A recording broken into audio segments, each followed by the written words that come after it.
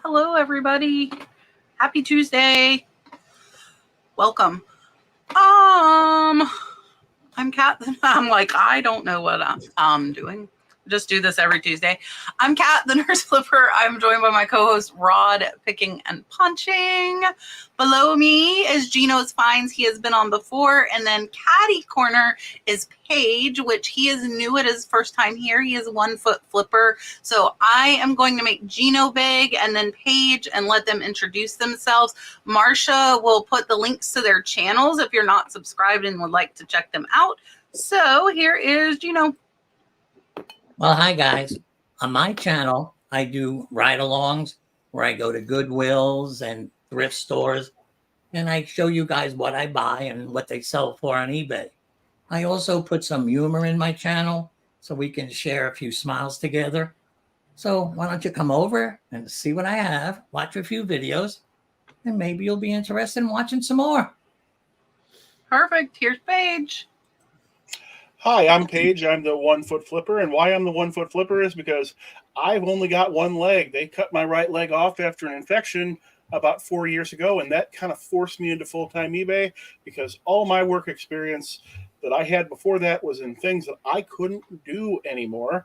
And my channel, I don't really do sourcing videos. I generally do videos about specific reselling topics and how to get better at reselling. And I'm not always positive. I tend to be sarcastic and, a little bit negative sometimes, but I think I do okay. And let's move along. You keep it real. So I think people that watch a podcast know this. In my videos, I am very, very positive, but on the podcast, I say it how it is, whether it's good or bad. And just, yeah. Marsha says sarcastic is okay. I am very, very blunt and I don't sugarcoat things. Sugarcoat. That's a new word. Sugarcoat things. I wanted to answer this first.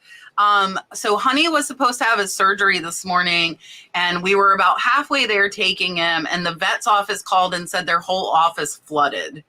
So they had to postpone his surgery and the vet is working on Sunday. She's going to do all the surgeries Sunday that were scheduled for today. So Honey is going for his surgery on Sunday.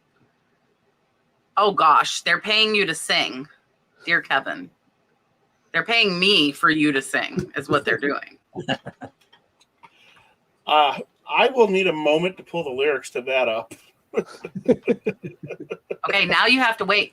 But what I can do, and I'm sorry for all of you that cover your eyes. We will give you Kevin while Paige is preparing. I don't know if Paige wants to do it or not. You don't have to, obviously. But here's Kevin. Cover your eyes if you don't want to see Kevin.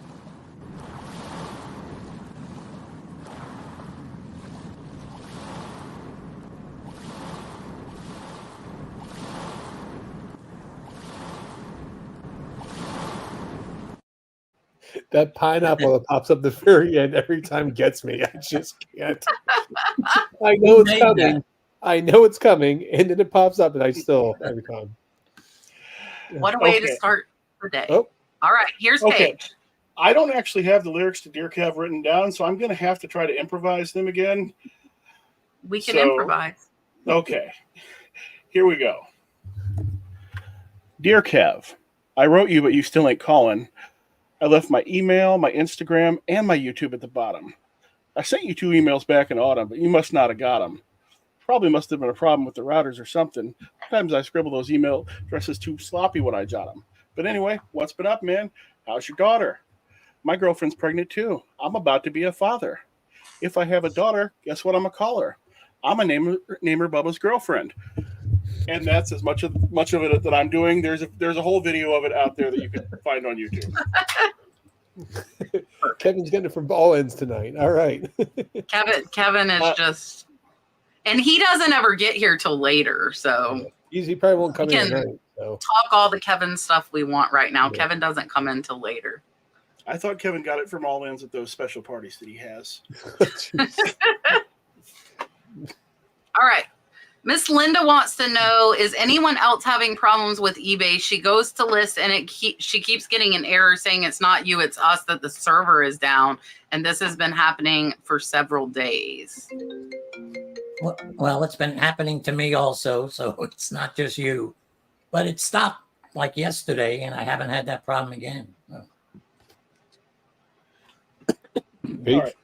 All right. I rarely have that problem. When I do, I find it's often it'll just go away quickly, or it might be web browser based. Like I keep 3 web browsers installed just in case I'm having a problem like that, and I'll jump over to I normally use I don't even know the names of them anymore. I know what they look like, but I'll jump over to the blue one that looks like Internet Explorer used to look like if I'm having any problems like that. And a lot of times it'll just go away. Edge.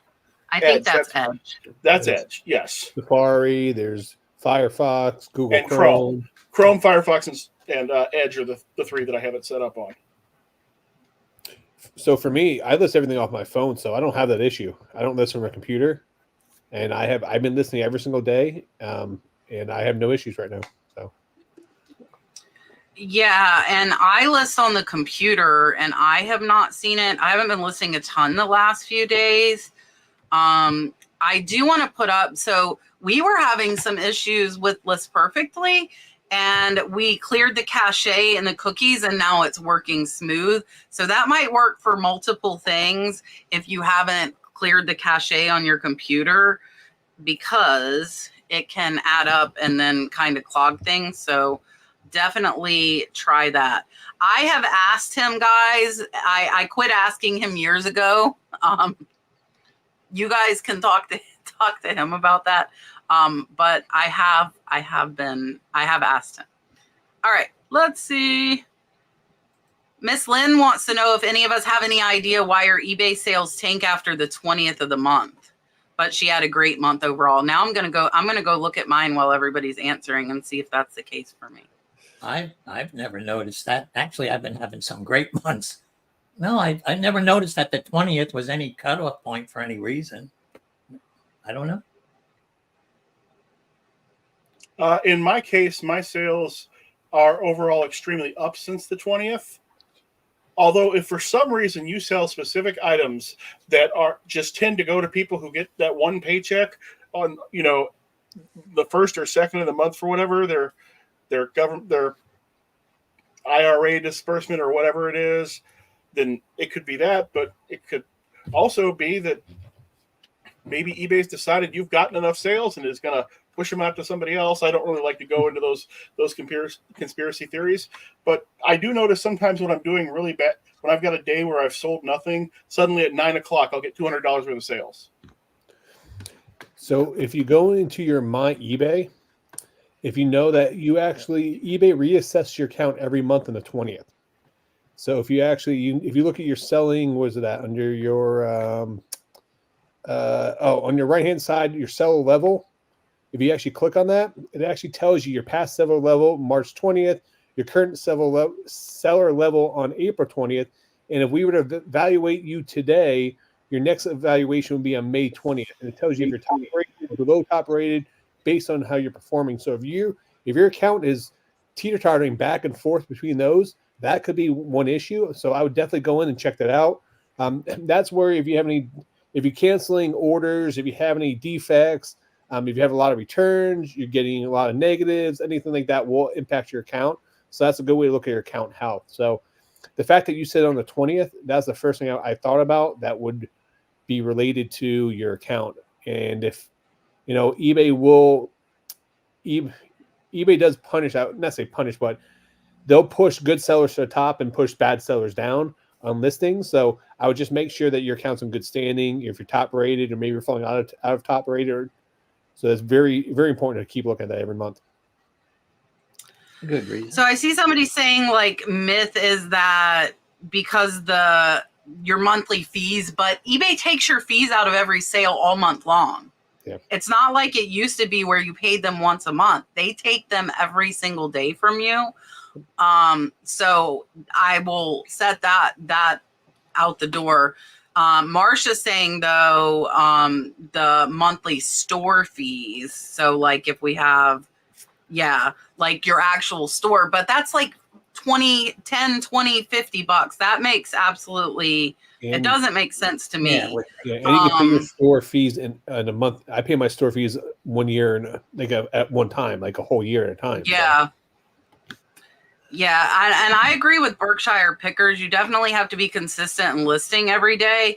I will say, I just looked, my sales, the 20th was one of my highest days. I did $800. And I mean, we've had several $500 days since the 20th. So ours aren't affected. But I will agree that if you are getting stuff like Paige said, the people that might be even on limited income, so like Social Security or something like that, where they can't purchase it until the first of the month, that might be the case depending on if you have a bunch of similar items. And I would take a look and try and list a variety of different things. I just think it's to see if you can get some. Yeah, I just think it's coincidence that she said that the 20th, you know what I mean? That's when the account gets reassessed by eBay. So I really wonder. And let us know, Lynn, down. I would go to my eBay, click on the sell your levels there and check your last 3 months and see how your account's performing. If you had any changes in your different levels or your ratings to your account, because that may play a big play into it. Just the fact, you said that around the 20th. So, I just went back to top rated. I had previously fallen out because there was a Monday where I gave the post office 40 packages and none of them moved for 9 days. And that knocked me out of top rated. And on the 20th, I went back to top rated and my sales immediately doubled. Yep. Yeah. Yeah. And is it happening every 20th? I would like to know that too. Like, is this a repetitive thing? She said she's good on her stats. So she just answered. Okay. She just noticed a pattern. Yeah. So that's interesting. The only other thing I can think of is the type of item she's selling.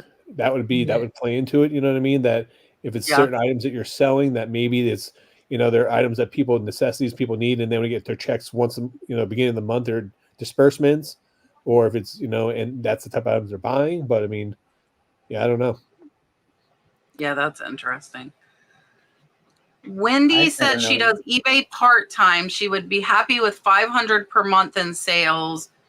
Would you bother tracking everything? I'm assuming she's meaning expenses. Like if you were just selling $500 a month, would you track your expenses? I sell a little bit more than $500 a month, and I track all my expenses.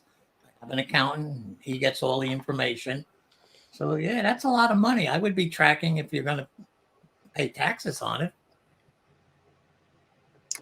I also agree. Think about this. Would you rather throw $2,000 into the toilet or do just a little bit of work to track the expenses? You don't have to track item by item expenses. You can do it in much broad categories. You can do what's called cash accounting, something you'll have to look up, but it isn't that difficult, and it really isn't.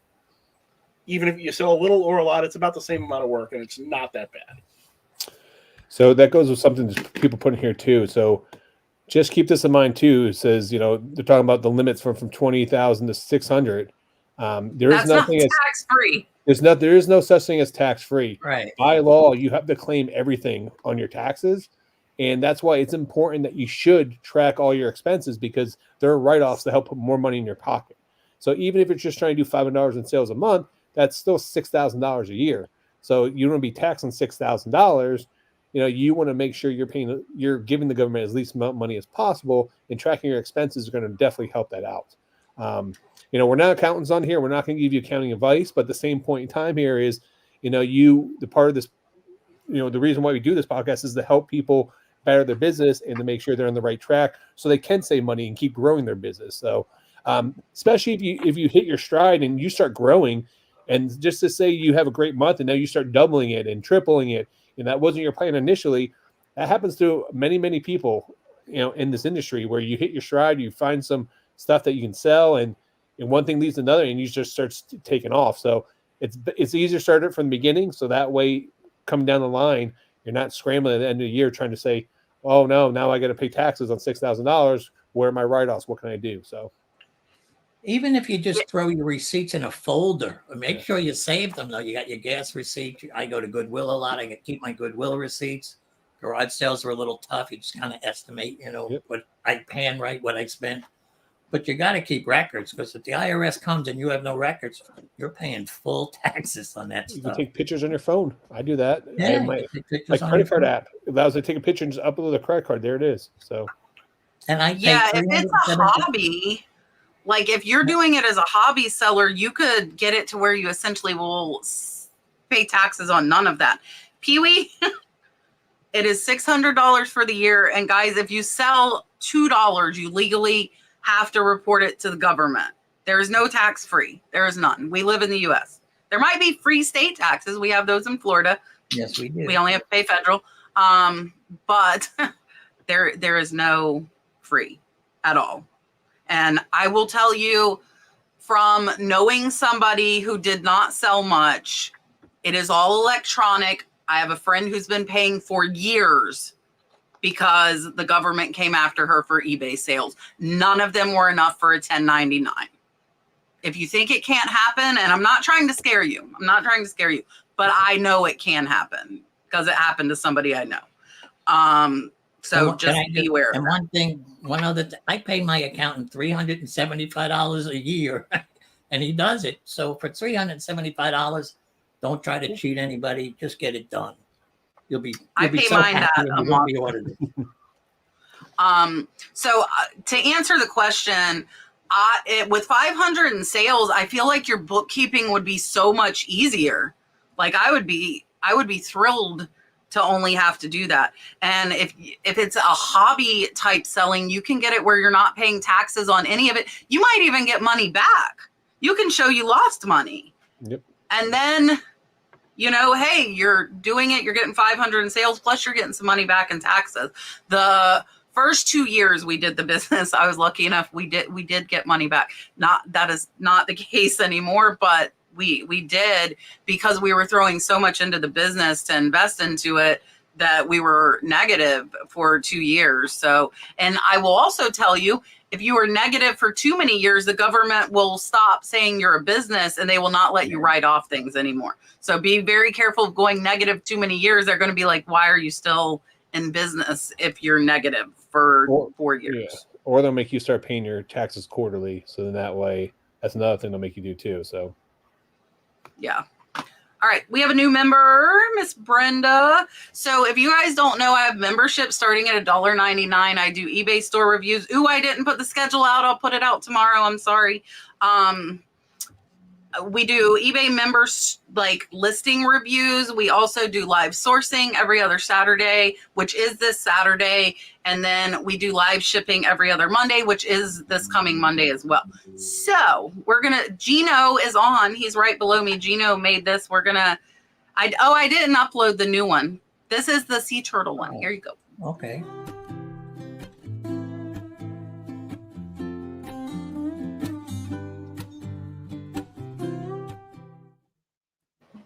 Yeah, you said you like sea turtles and dolphins, so I made you a sea turtle one. I do. Who made the Kevin one? Yvonne, Thrifty Rich. Okay. That was a personal request from somebody in the chat. That was requesting a cat, because Yvonne made the mermaid super chat I have for when she hosted the show while Rod and I were in Phoenix, because we were speaking at the same time that the podcast went on. So Yvonne, Jocelyn, Primetime Treasure, and Lindy Glenn filled in for us while we were speaking at the event. And that was hers that she made while I was gone. Okay, I'm going to preface this by saying Russell is saying, why is it okay? I do not feel this is okay. So Russell says, why is it okay to use pictures from a brand's own website? I see so many people on eBay with professional models in their listings. How do I compete with that? I won't use anybody else's pictures. I take all my own. It's probably they could come after you. I don't think they would for a small person just making a listing, but I use my own. I use my own pictures about 98% of the time, but just every once in a while, if I have a brand new item and it's not right in front of me, I will just copy another picture of the same brand new item and go ahead and use it. But I never do that on anything used or that has any marks on it. And even then, I usually crop the picture or do something to make it slightly different so it doesn't look exactly the same in search. So many years ago, that was actually not allowed on eBay. You can get your account suspended and get in trouble for that. eBay now has changed that, and they allow you to use people's listings and people's pictures.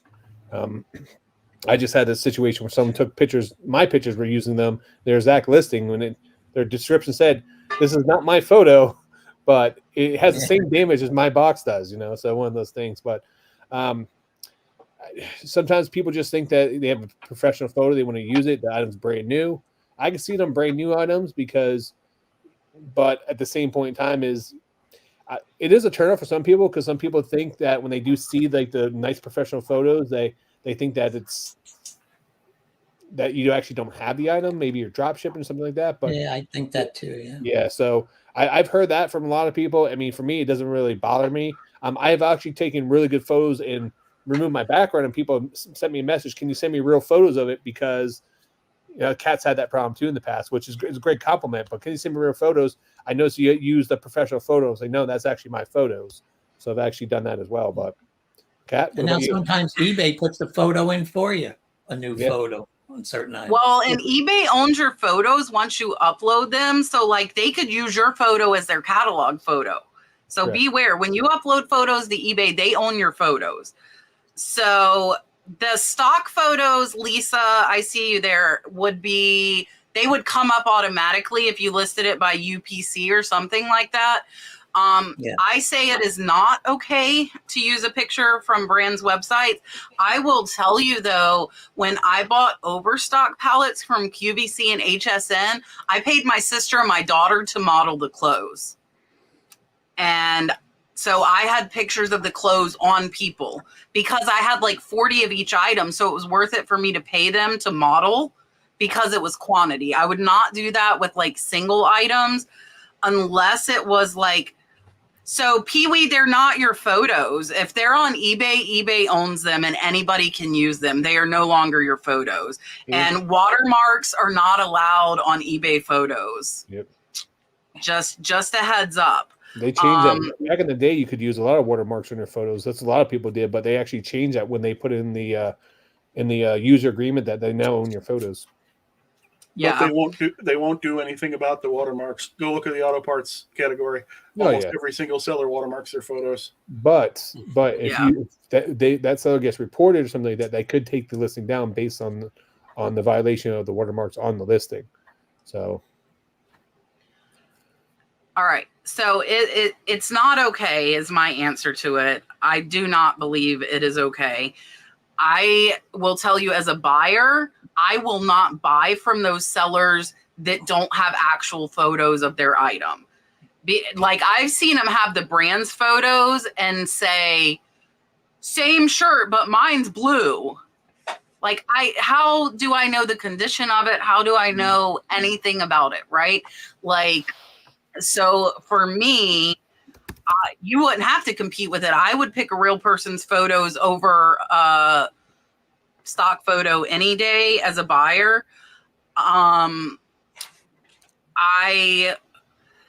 think Poshmark still kind of lets people, and that's where I see it the most is Poshmark, people doing that. But I think the majority of people would prefer not a model photo. They want to see the actual item. That's just how I feel. So here's the from eBay's website. It says beginning of fall 2017, watermarks are no longer permitted on images uploaded on eBay listing per policy. Sellers that continue to use watermarks on their images will have their listings removed from search if not corrected by March 2018. So technically they can remove your photos and remove your listings now based off that. Yeah. And I mean, like Paige said, though, like Yeah, the enforcement on that might be lackluster. However, they own those photos. So like people can take people took Rod's photos. Yeah. Whatever. Like, and I mean, I hate to say whatever, but eBay will tell you, like, they could take, let's say I took a picture of this cup and I had a UPC on it, they could make my picture of this cup the stock photo. And then everybody who listed this cup would have an option to use my photo of this cup. That just happened to be what I had sitting there. Amazon did the same thing too. If you do a custom listing, and then people can use that custom listing. Yeah, and Miss Linda's saying she has over 800 book listings in her store and never used the stock photo. She gets more sales using the actual photo. I feel the same way about DVDs because, like, we show the DVDs open and, like, it's not just, like, the cover. So they can see the conditions. But, yeah. Yeah, here LaDonna saying when you create your listings, you give eBay and its customers permission through the user agreement to use your images, videos, and product details.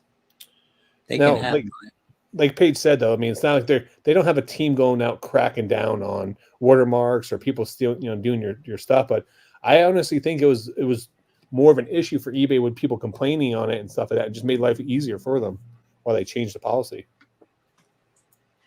Yeah. I mean, it everywhere. Oops, I didn't mean to do that. I was trying to start it. So yeah, I think the majority of people, and Rod was right, like people are like, send me real photos. And I'm like, please look at the rest of my listings and see that all of my photos look like this. They are mine. I took them. I just take nice photos. And they're like, oh, sorry. Like that's been the reply. Most of them, they're like, oh yeah, my bad. When I tell them it is the item. I have not seen his van. Geno, have you seen his van? No. Have you seen my van? No. There was a van parked outside, but I think it was the IRS. I've seen your van. I'm a bit jealous, to tell you the truth.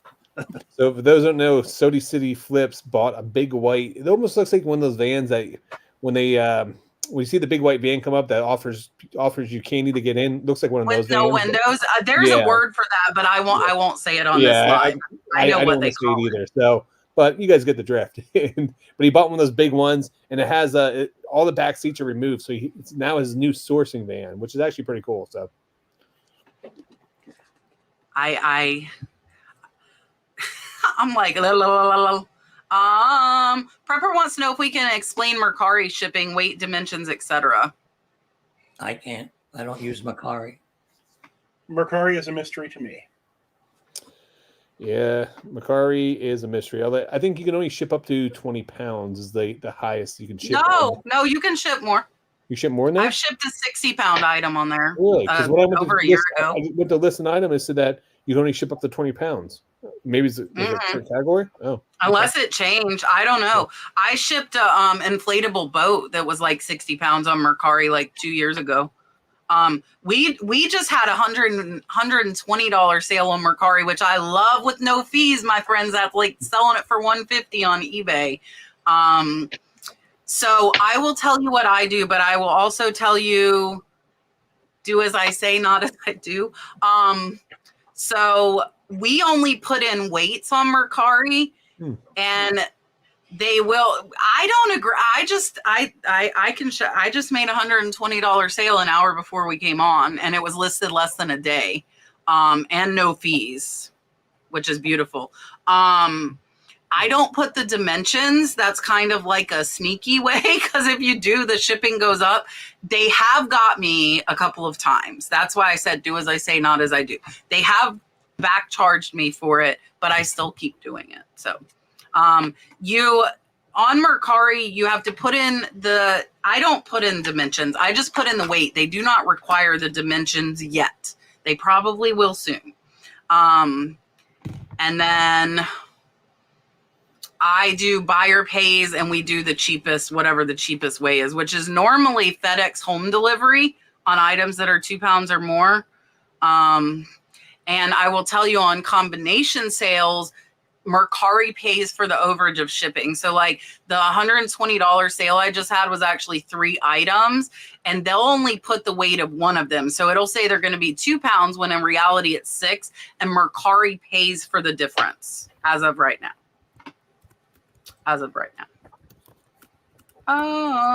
This is kind of the same, but it's not the listing. Lisa's saying she keeps having issues uploading photos to eBay, telling her it's the wrong format, and it's not. So have any of us run into that?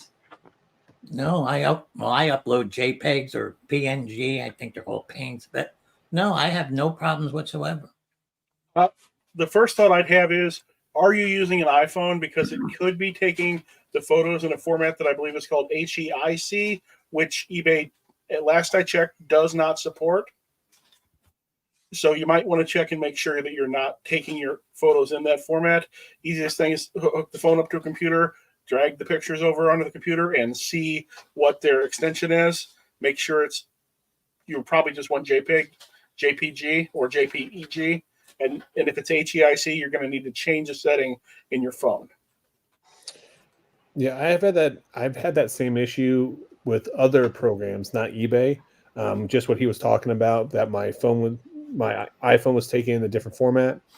But I would say no, I haven't had any issues. I list from my phone, and I had no issues taking photos and listing on eBay currently. Yeah, we edit everything in Photo Room, so we haven't had any issues. Steven's also saying for iPhone, make sure you're not doing live photos. That will make it where they won't accept them. I believe that's the HEIC format that I was speaking of. Yeah. That's the live one? Okay. I'm not an iPhone user. Well, I have iPhones for my live shows, but I use an Android mostly. All right. Chris says, I get most of my items from garage sales. How should I get records of what I get to sell and my family gives me items? That's the tough one. I mean, I just write it down on a paper. What I know I went out with $200 in garage sales. I came home with $160. I spent $40 at the garage sale, and I just make a note of it and just keep it in a folder. I mean, they're not going to give you a receipt at the garage sale, so don't even ask. And that's the best you can do. I don't know what else. Take a picture of it, like Rod will tell you. I mean, I don't know. You just have to guess. I've had no problems with the IRS with it, and my accountant has no problems with it. On my best day, I actually brought my receipt book, and I write myself a receipt at each single garage sale for how much I spent there and a general overview of what I bought. On my worst day, I will have completely forgotten how much I spent or whatever I do, and I will put a good faith estimate into my spreadsheet about how much money I spent on those items. Yeah, a lot of people do that. So he made a good point. What you could do is keep a receipt book. You can actually buy one, like a small one. You can pick it up like CVS, Walmart. You can order one off Amazon, put it in the console of your car or in your glove department box, and then you always have it in there. And then when you do go, you're actually right there. There's a good one there. There's also ones with like a 3-ring binder and with like a smaller one, and you can actually pull them out and stuff like that. But you're supposed to write down the address and the amount of money you spend, and give a little brief summary of what you get. I mean, when you're hitting up community sales and you're hitting up 30, 40 houses, within 2 hours, that's a little excessive. So what a lot of people do, especially if you're using the cash in, cash out method, you just write down, a list of what your goods you bought, the amount of money you spent, and then you can use, a community address or something like that. Say, hey, you went to a community sale here at this facility. For me, I have video documentation as well because I record all my yard sales. You guys watch my Pick and Pumpkin channel. So I have documentation there, which is great because I used to keep a receipt book with me, and then I do it later on. But now since I have documentation, when I go to edit too, I can go back and just do it. So mine's a little bit different because I am recording everything multiple ways. But that'd probably be the best way for you to do it. Rod, that would be funny. You go to the IRS office and say, you watch all these videos. You make them watch. There's the videos from the whole year. There you go. There it is. I got directly video evidence. Last And year I I'm had, the same way. Like my garage sales are recorded as well if I go, but you can bring that receipt book. Also doing money in, money out. I agree with Rod. Like I spent $200 today. So that's 200 out on inventory. The stuff your family gives you items. And this is also like, I see somebody saying, what about gifts you sell? Same thing. Like you have no cost into that. That's free inventory. Now, the only thing, that you could do is like if you have gas to go get it, you're getting a gas write-off, but ultimately there is no charge in that item. It is an item that you have zero cost in. So when it goes out, you're going to have that. Rocks to be me says if you have a new item, but take it out of the box to take pictures, should it be listed as open box? I listed as new and the buyer complained the box was opened. I just say new open box, but I only took it out of the box to take the pictures. And that covers me. I've never had a complaint. As long as it's still new. I think she just put new though. She did not put it as new open box. Specify, because you can tell if something's been open and then they think you're trying to pull a fast one. Just say open box, new open box, only taken out to take pictures, something like that. Now they don't allow the open box in every single category. I generally, if it's really new and it looks like it's never been opened, I will also not open the thing myself. I will put the picture of the box, and depending on the item, I may or may not include a stock photo of it outside the box. Depends on whether it's a fast sell-through item. I won't even do anything but the pictures of the box because it's going to sell anyway. Because I usually price my items to sell, so mine sells next on eBay. So it doesn't really matter if I have that photo of the item inside the box, because I think opening the box devalues the item. so depends on the item you guys are selling. I would say if the item has a seal on it, so it has the wraparound there. No, if it has like Legos have the little tapes on the end, like you definitely want to do that because that's going to devalue the actual item. Now, if it's like Department 56 where they sell it new and there's no seal on top of it, you can just open it up to take the item out. That's fine because the item's still brand new. So I will take the item out, take a photo of it, and this is brand new. But if it has any type of seal on it, I refuse to break the seal. If it has to be an item that comes without a seal on it, that would take it out. I'll still list it as new though. Yeah, and I'll tell you guys too, with makeup, I am not opening that box. Like I sell a lot of my my Ipsy box stuff that I don't use. I do not open that box because it's not new anymore. It is new open box. So, but I agree. If it's a box that I can open it and close it and they don't know I opened it, I will.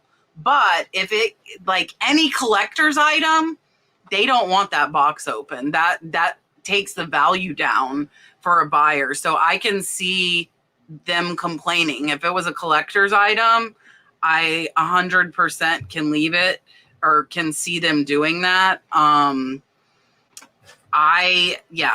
If they can tell you've opened it, I would not open the box. That would be my advice. And if you do open it, you need to list it as open box.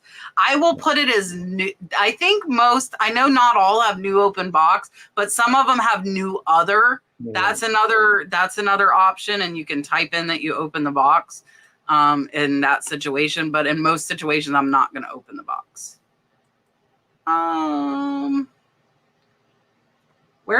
don't know where the beginning of this. I think Berkshire Pickers is just saying, how long do your transaction defects stay on eBay? She still has some on there from 2023. I don't think they lasted. They last a year, right? That's what I believe. I thought it was just 90 days. Oh, until they reevaluate you? Yes. Yeah. I thought you meant like the negatives and the neutrals. They last a year, but yeah, it's every 90 days they reevaluate you. Yeah. And see if you go under. Oh, Marsha's saying 12 months. Yeah. I'm looking at my defect report right now, and it's 90 days. Now, people might be considering negative feedbacks to be a defect, which is not an eBay defect. Those do stay on for a year. But what I don't does, see Paige? negative feedback stays on for a year. Oh, Yeah. But defects are 90 days. I'm looking at my report right now, and I have none. While I previously had a whole bunch because of post office issues 4 months ago.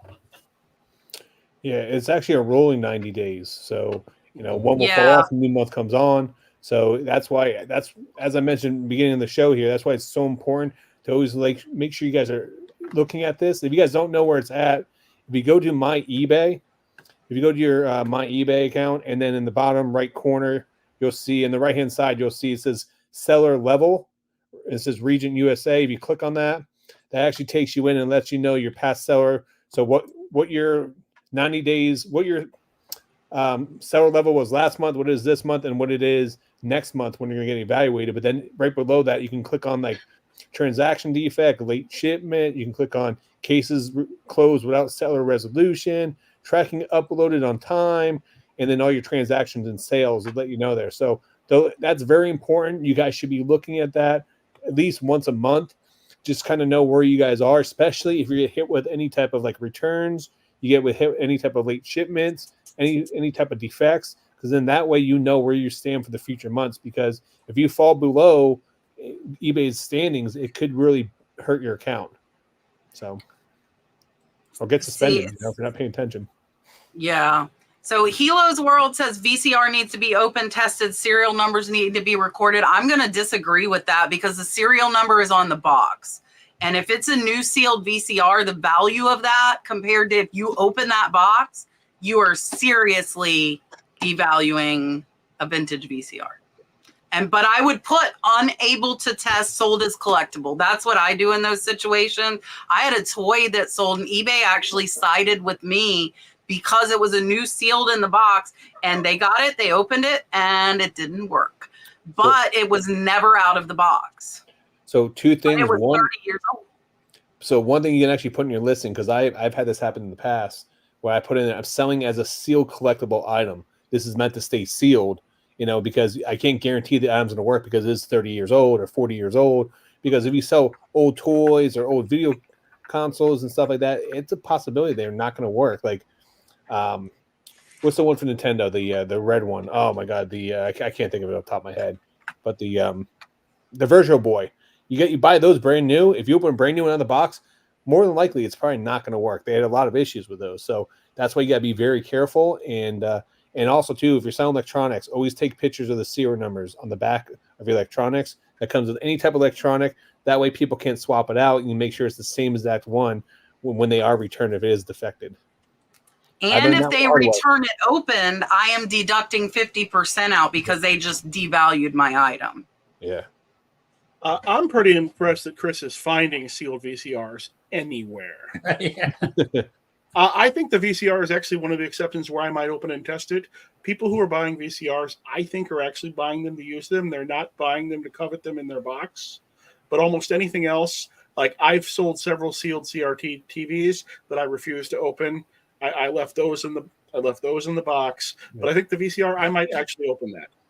It brings 10 year premium on that not open is, I mean, you can sell those on Amazon for super high. I'm talking $300, $400, $500. So I would just keep it as is and just sell it like that.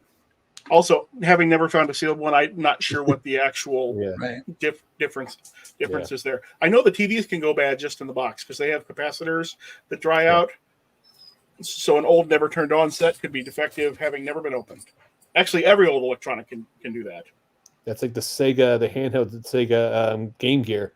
All the capacitors are bad on those. So majority of the time you find those out in the wild. Here's a tip for you guys. Assume it doesn't work. Yeah, assume it doesn't work. It's the sound capacitors that go bad on those. Yep. So Mike Stiper Base joined membership. He has been in before, so welcome back, Mike. I know you were in before, so excited to have you back. So I'm going to give Mike a turtle. Here you go.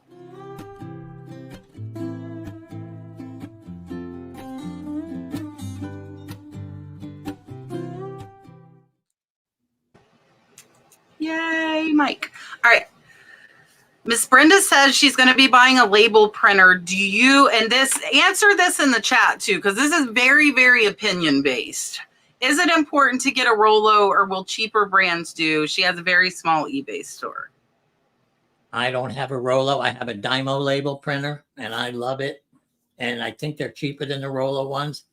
I looked on eBay, and they go for about $75. So I think that's worth it. Definitely worth it to get that. And look into a Dymo. I've had no problems with. Okay. I think a Rollo printer is one of the cheaper printers. The reason you keep hearing about them is because they are paying many resellers to talk about them. I would use nothing but Zebra printers. You don't go into UPS and see a Rollo printer on the counter. You see this on the counter in the UPS store. You can get these for under $100 used, and you will probably never wear one out.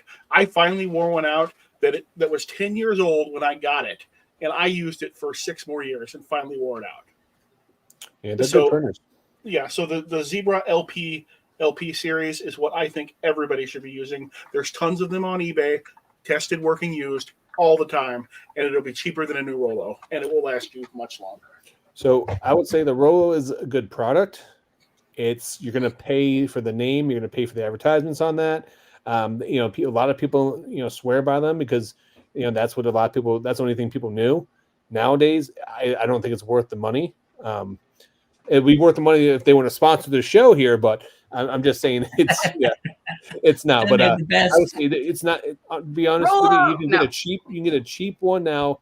There's so many on Amazon. I think the one that me and Kat use, we paid like $60 or $70. It's right here. Look, Lucky Jesus is using it. If Lucky Jesus says it's good, guys, it's got to be good. I mean, and that's one I use, and I ship thousands of items a month between Whatnot, between eBay, between all the other platforms there. So I have never, knock on wood, no issues with it. And if it does go bad in a couple of years, I can spend another $60 to get another one. So like, it's not that big of a deal, and it works great. Yeah, and so I have a Dymo 4XL, but I have the Off Nova as my backup, and I use the Off Nova to print stickers for my customers. Guys, you can get them for under $50. My Dymo, though, came off of Facebook Marketplace. Yeah. I say get whatever the heck you can find for cheap, whether it's the Off Nova, Jaden's, people are saying in there. But I looked on Facebook Marketplace and got my Dymo 4XL for $80 with labels. And I have not had any problems. I wasn't looking for any particular brand. I just put thermal printer. I think most of them should function properly. And yeah, I've never been Team Rollo because I didn't find a used Rollo on Facebook Marketplace. I found a Dymo. And then the Off Nova had the coolest color thermal printer stickers, and that's why I bought it. And it works perfectly. And the only thing I would add to this is if you're still using a printer, you're literally just giving away money.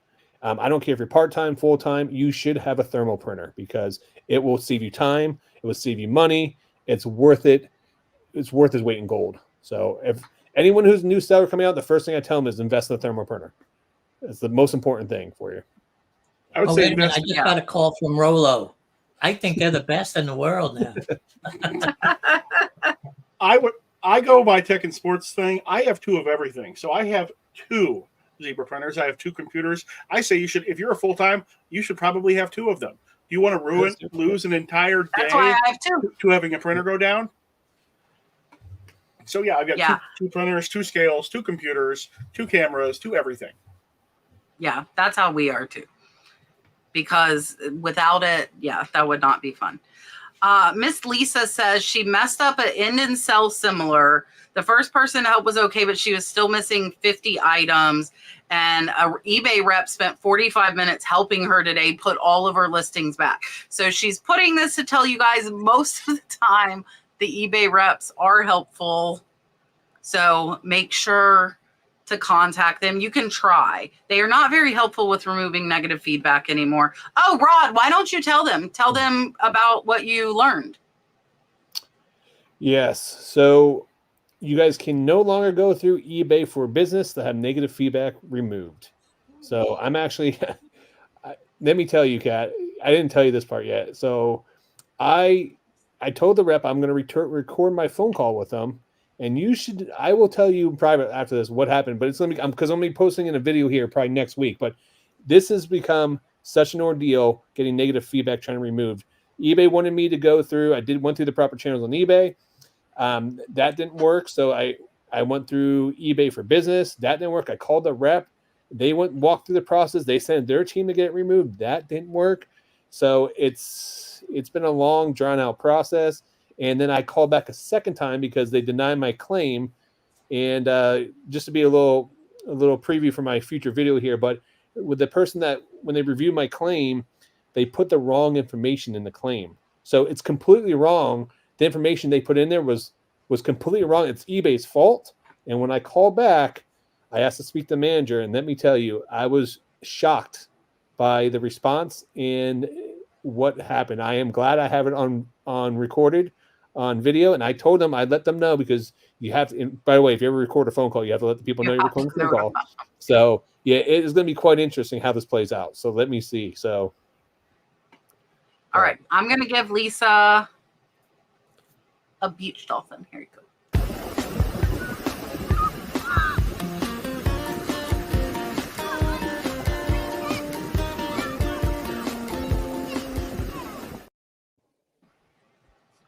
Dun, dun, dun, dun. All right. Let's see. Michelle said, eBay gave me a price for calculated shipping. I went back in because I thought my weight was wrong. She ended up canceling the label because I got my own for $30 cheaper. So this is really just a statement. My thing would be to make sure that your dimensions were right, because eBay's automatic dimensions on listings lately has been 25 inches on one side. And I have to make sure I change it with every single listing. Otherwise, the shipping is a lot more. So my only question would be did you make sure that your dimensions were correct? Geno, do you have anything else? It's not really a question, but. No, but I don't use calculated shipping. I never have, maybe on a few items years ago. Well, I don't know exactly. Like you said, it's more of a statement. But, they are cracking down on the measurements now. If I put the wrong measurements in, I'll get an eBay will send me a little letter. You've been charged $1.25 more. The measurements were incorrect. So they do have me get a little more precise with the measurements of the box. That's because a few months ago, with no real fanfare, I think they announced it a year and a half ago, but they finally just slid in a few months ago of the cubic shipping on eBay. So now you actually, when you're buying your label through eBay, you actually have to put the dimensions in correctly. Before, it didn't matter. As long as it's under 144 square cubic inches or whatever it was, 12 by 12 by 12, it didn't matter what you put in. But now it does. So if you were previously leaving it 1 by 1 by 1 for everything, you're going to pay far too little, and then you're going to get hit with that upcharge later. And sometimes you can still find a cheaper price, especially with larger or heavier things, on Pirate Ship or someplace else, and not eBay. Although with the general cubic shipping, Pirate Ship and eBay are going to be the same, but with the heavier items, you'll usually have something better on Pirate Ship. Yeah, so you can go through Pirate Ship. There are some things that will get you cheaper rates.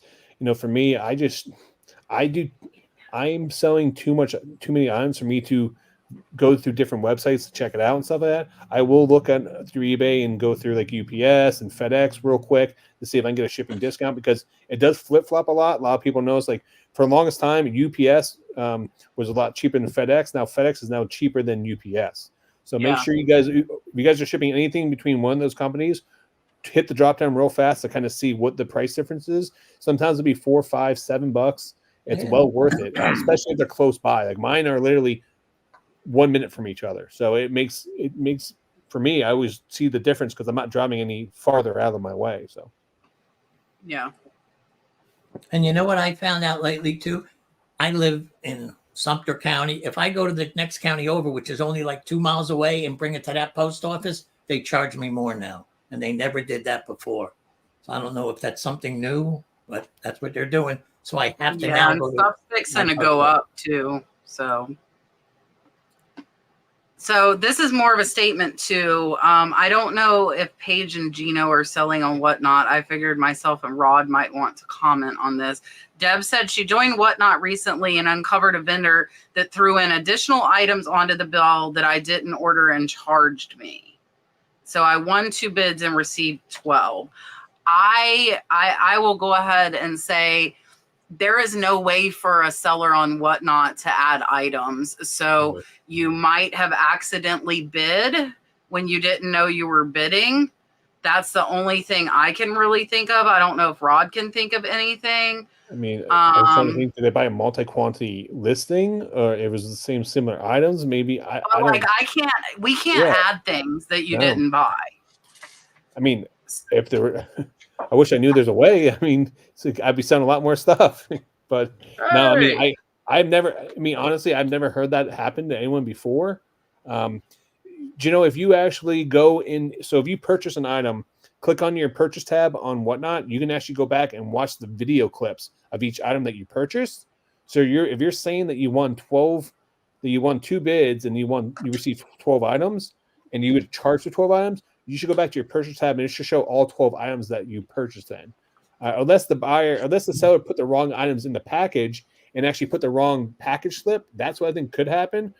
Because we on Whatnot sell, like I did a show earlier today, I sold like 40 something items, and I can bulk print my labels. I can print all my labels with one button, and then when I'm putting my stuff in packages, I have made a mistake and I put the wrong packaging slip, the wrong items in a box, and they were very similar with each other.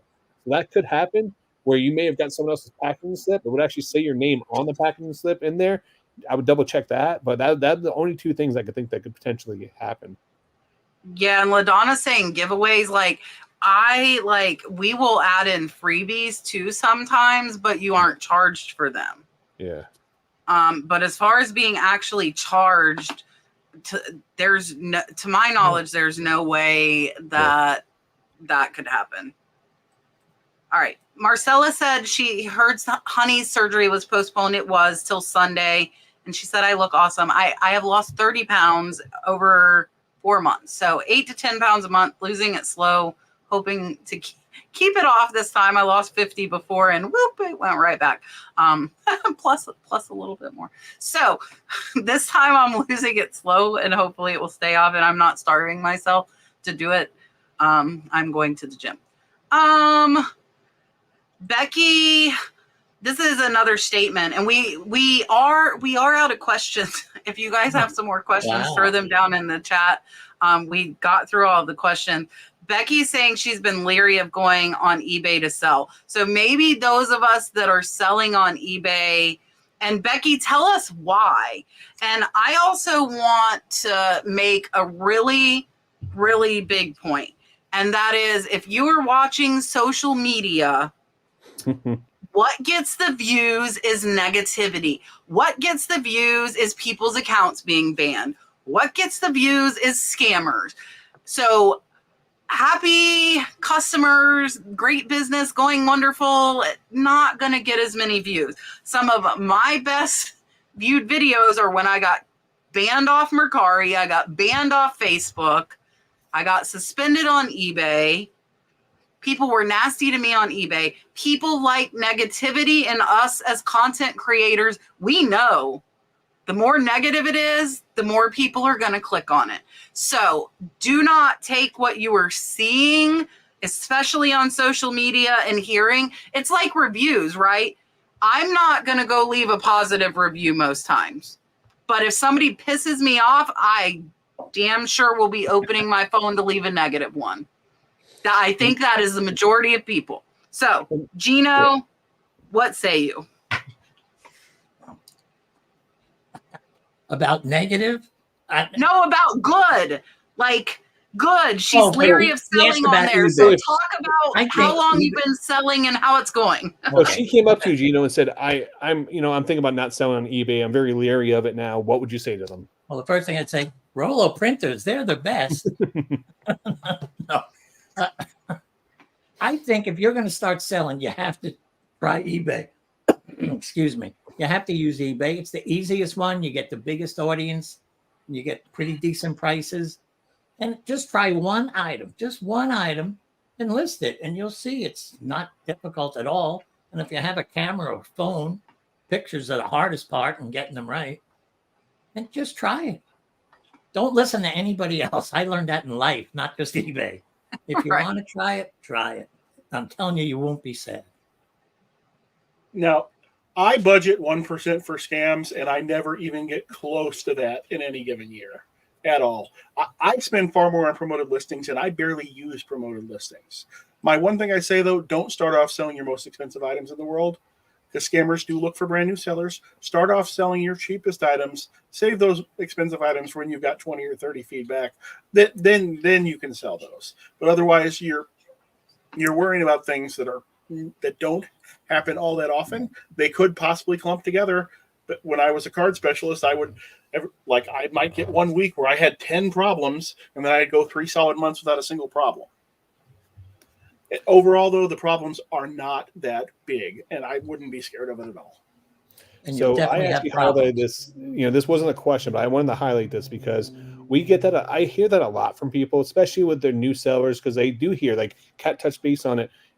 Drama sells. If I'm gonna get more views, if I talk about, I lost $100 on this item because it broke, or the buyer scammed me out of it, compared to if I say, oh man, I sold $2,000 worth of stuff. People don't care that I sold $2,000 worth of stuff. They want to know why I lost $100. You know what I mean? There's a big difference on that.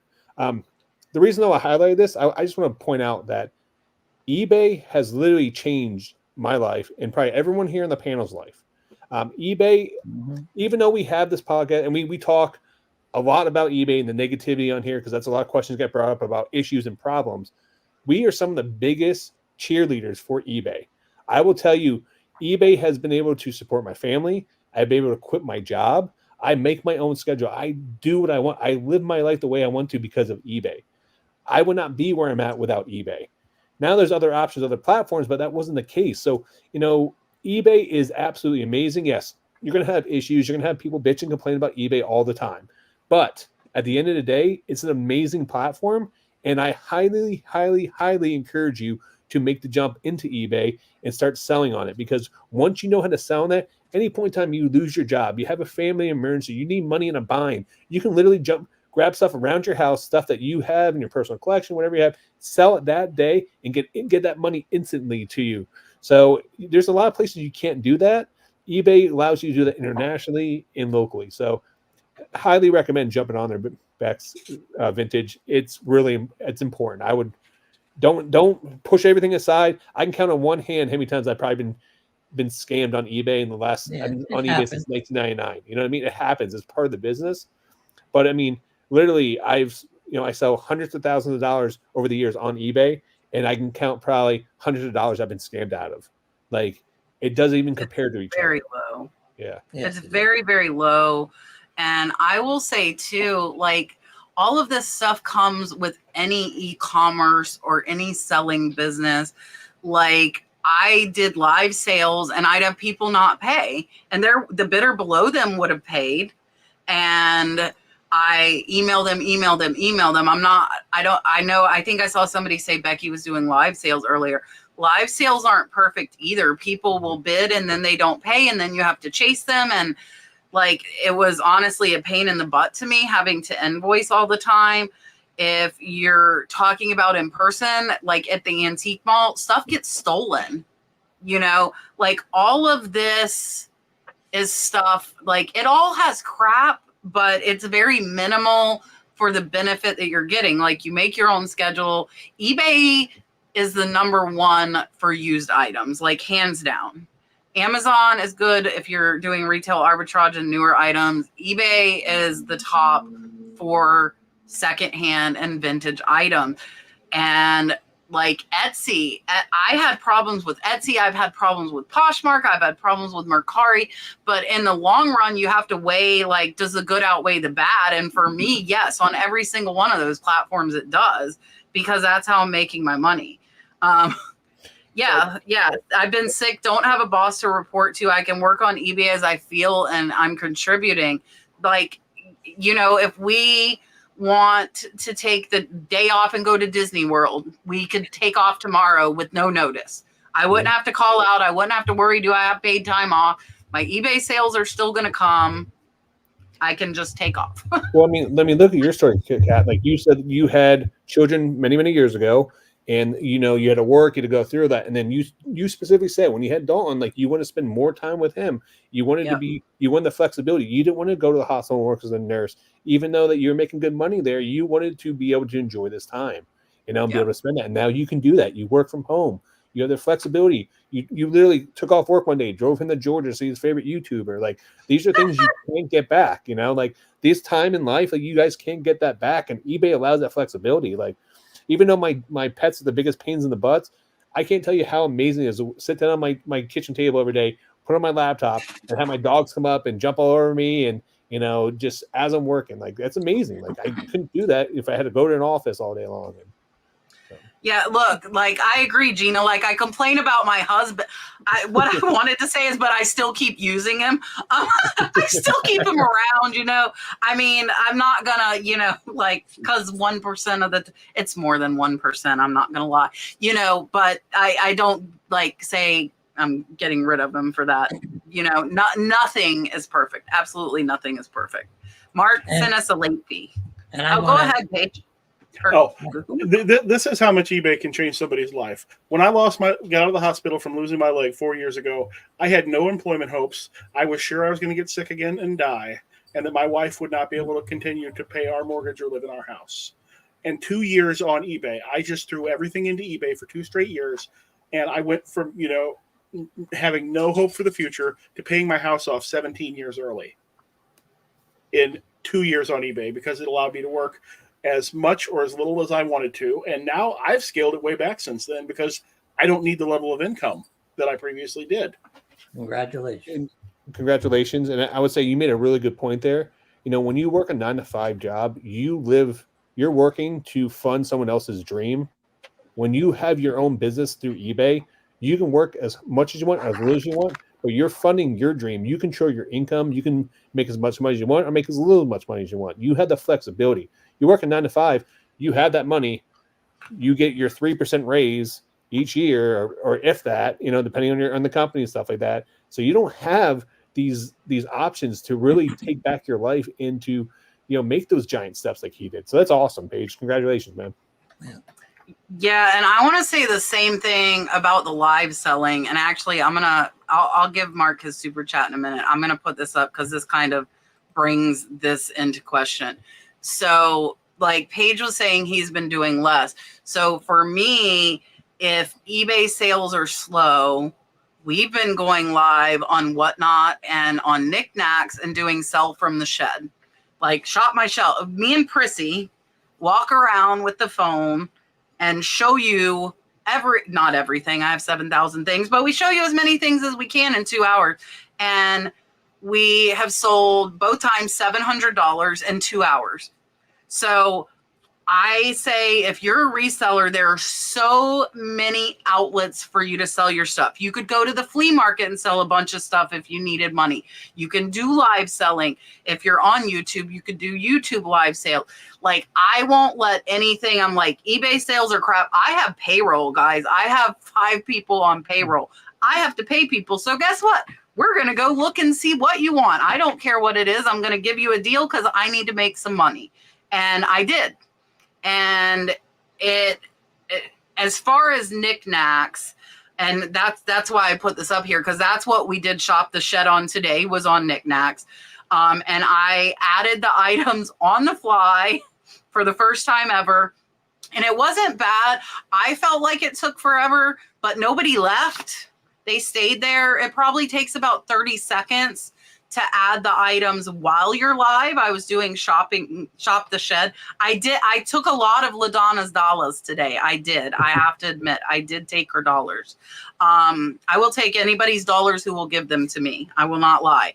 I like selling stuff. That's just, like, if you told me you wanted to buy my cup, I would give you a price, and it's my cup, and it's one of my favorite cups. But I would sell the friggin' cup because that's what I do. It's just me. So as far as knickknacks, you list the items. I have done better with knickknacks on the live selling part of it because we don't have a ton of time to add the items to the platform as far as buy it now. So we just have been doing like live selling on there, and I love it.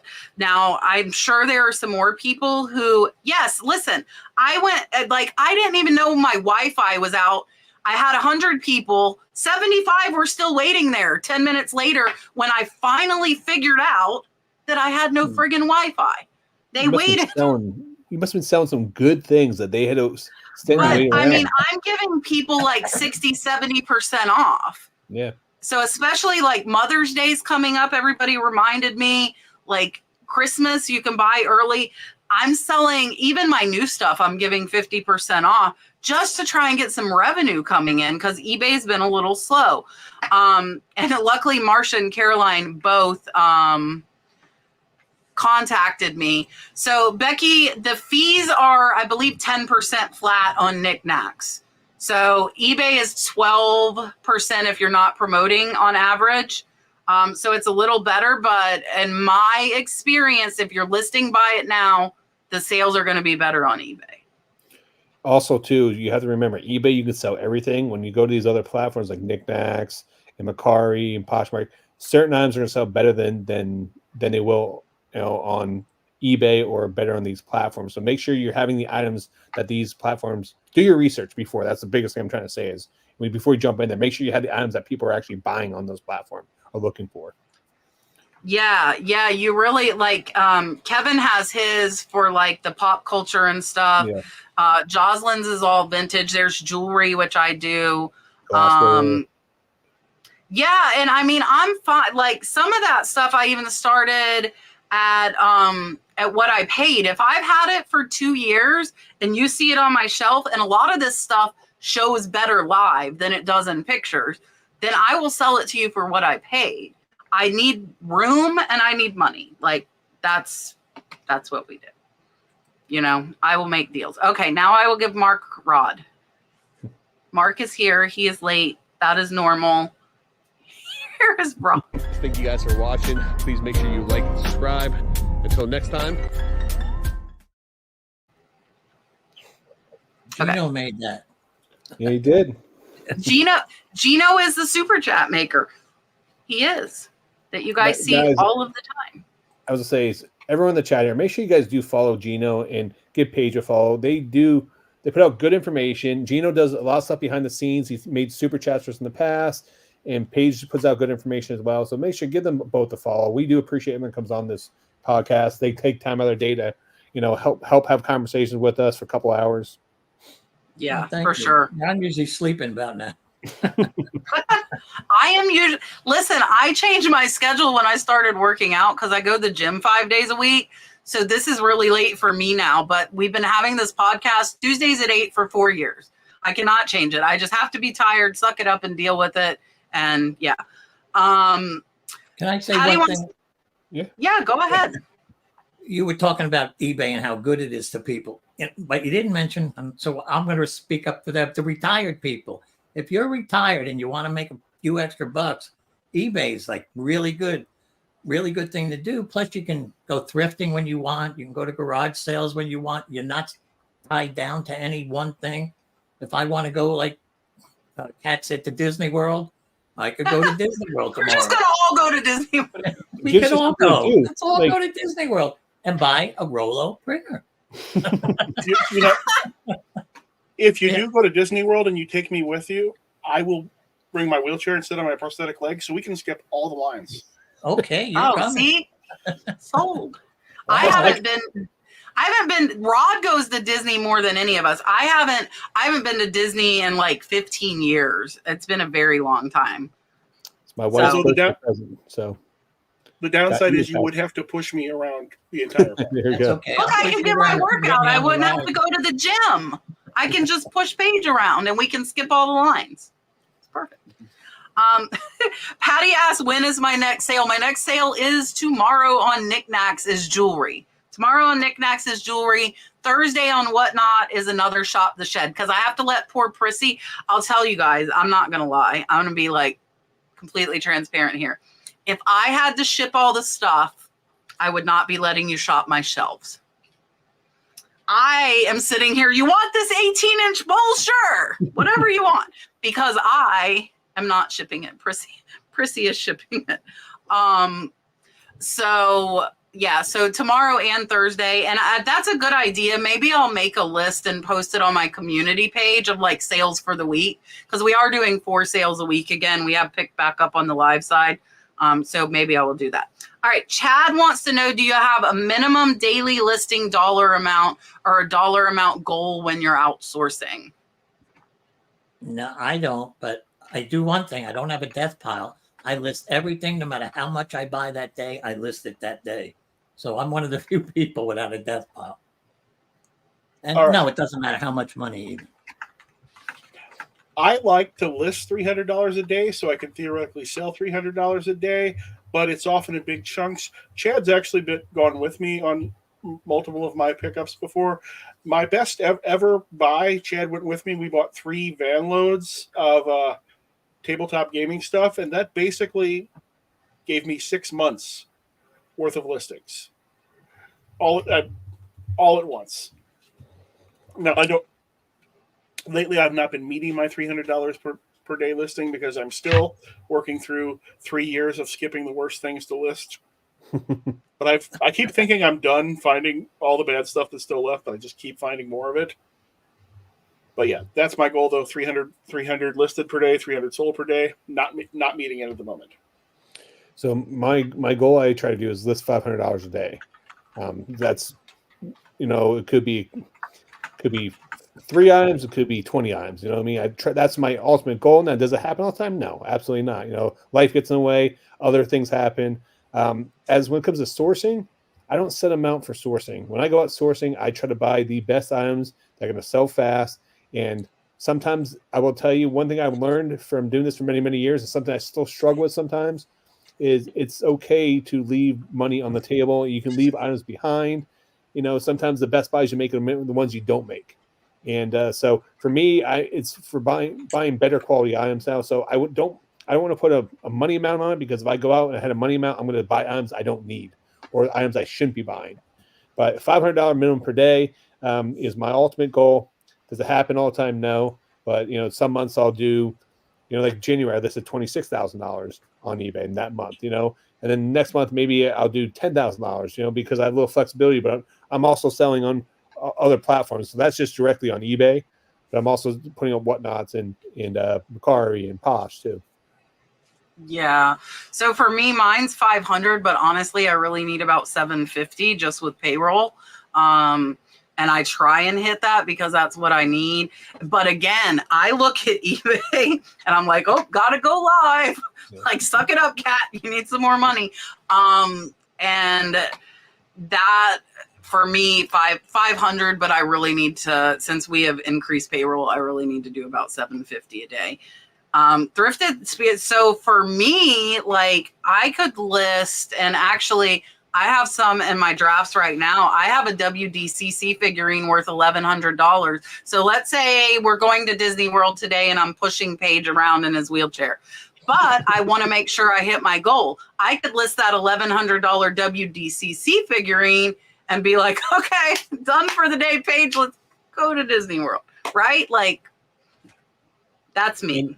I would say, so I think it comes down to if you're part-time or full-time too. If you're full-time, if you just focus on listing amount of items per day and not worrying about the dollar amount, you can get yourself in a lot of trouble, because you may have, like Paige was saying, he has a death pile, and his death pile may have items in there that are $100 a piece. He may have 40 of those sitting there, but he's over there listing $10 video games because quick take a picture. It's super easy to do that. So when I before me personally, and I know a lot of other people too, when I focus just on the amount of items per day and not a dollar amount with it, I was finding the easiest items to list sometimes, because I was, I got behind on something, or I just want to quick grab an item to list it. So I like a hybrid model where I try to list a minimum of, say, like 10 items a day at $500. So in that way, I'm chipping away at my death pile, and I can take some easy items out there, but then I'm also, okay, I'm $200 off. Let's find some bigger items to list. So I think that works the best. especially if you're full time. But if you're part time, I can understand just listing per items because you're just going to get items out there moving. Whatever's going to be quick and easy for you. But that's the reason why, because we have expenses, and if you don't focus on the dollar amount, you may miss those expenses or get in the hole. So, and you never know what's hiding in your death pile. I recently went through some stuff I bought a year and a half ago, and I found not one but 2 Demogorgon miniatures. These are worth $80 because they showed up in Stranger Things, and I had 2 of them just sitting there in a box that I had never opened.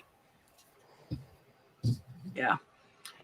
So Caroline, like for me, if that was me, and some days I try and get 20 to 40 listed a day, but sometimes I only get 5. I think I've only done 5 today.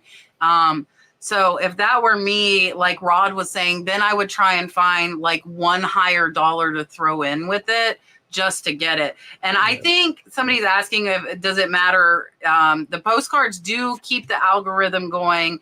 And is it a difference? I think as long as you're listing daily, whether it's 2 or 10, if eBay sees some movement, then that is what matters. eBay does like consistency, even with the amount of listings you do. But my rule of thumb always has been minimum of 5 a day. Because I think we can all, even if you're part-time or full-time, if you list 1 or 2 items at breakfast, 1 item on your lunch break, 2 in the evening before you go to bed, you can knock out 5 items a day pretty easily throughout the whole day. So I think that's a good safe spot to say minimum 5 items per day. And then anything else you do after that is just gravy for you. I think you've got to be wary about those slow sell-through items like postcards and everything, because postcards have a terrible sell-through rate. I actually have 2 separate stores just for that reason. I have my slow sell-through rate store that has the postcards and the trading cards and everything else. Those because those items have terrible sell-through rates, because I don't want the eBay algorithm to look at my store with my good items and say, oh, people don't buy this person's items, and not show me. So that's why I've got a good store and a bad store. So I don't know if listing postcards that aren't selling is actually in the long term going to help your account or not. Unless they're Halloween postcards that sell for $200 and $300. Oh, well, that's the ones that sell are going to sell. But she said $475, so they weren't those. Yeah, usually when I plow a postcard in, it doesn't sell for 2.5 years. I quit listing postcards and I started selling postcards on lives on Whatnot, just FYI. And I do like pick one. And then I've seen other people, if they have boxes and boxes like LaDonna does. LaDonna has boxes of postcards.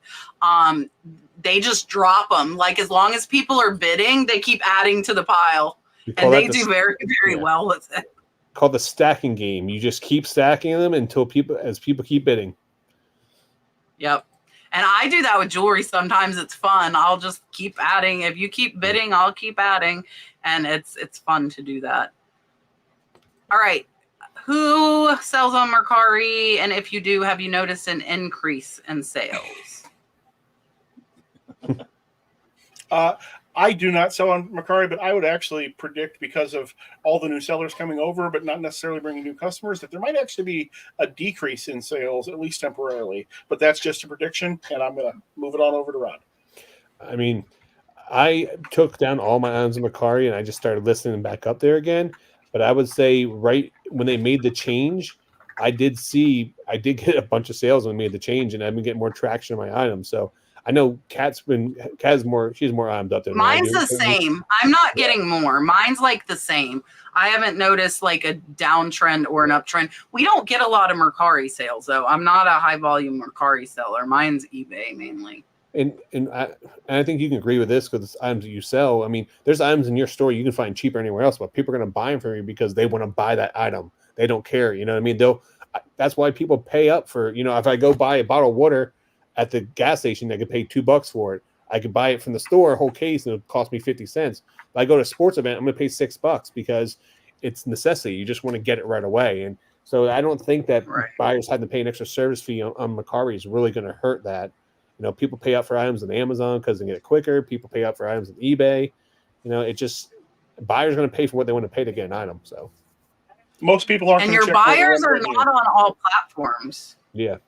Mercari buyers are different from Posh buyers, are different from eBay buyers, are different from Etsy. Some people, if they are savvy, will look on multiple, like when I go to buy something, I will check the 3 platforms I sell on.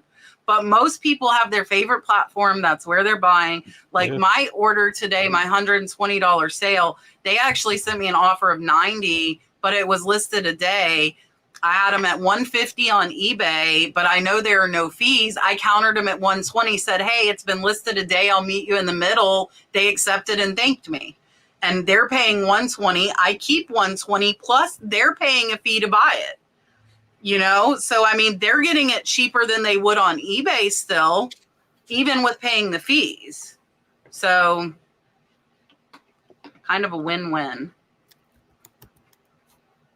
Yeah, I agree. Most buyers stick to their favorite platform. I know I only check multiple platforms if I want something extremely obscure that there's ever only 1 or 2 of available on any one platform at a time. That's the only time that I go start checking multiple platforms. Rad Relics, here's the thing though, is my buyer got it cheaper on Mercari because I took a lower offer than I would take on eBay. They got it cheaper than they would have on eBay, even with all the fees.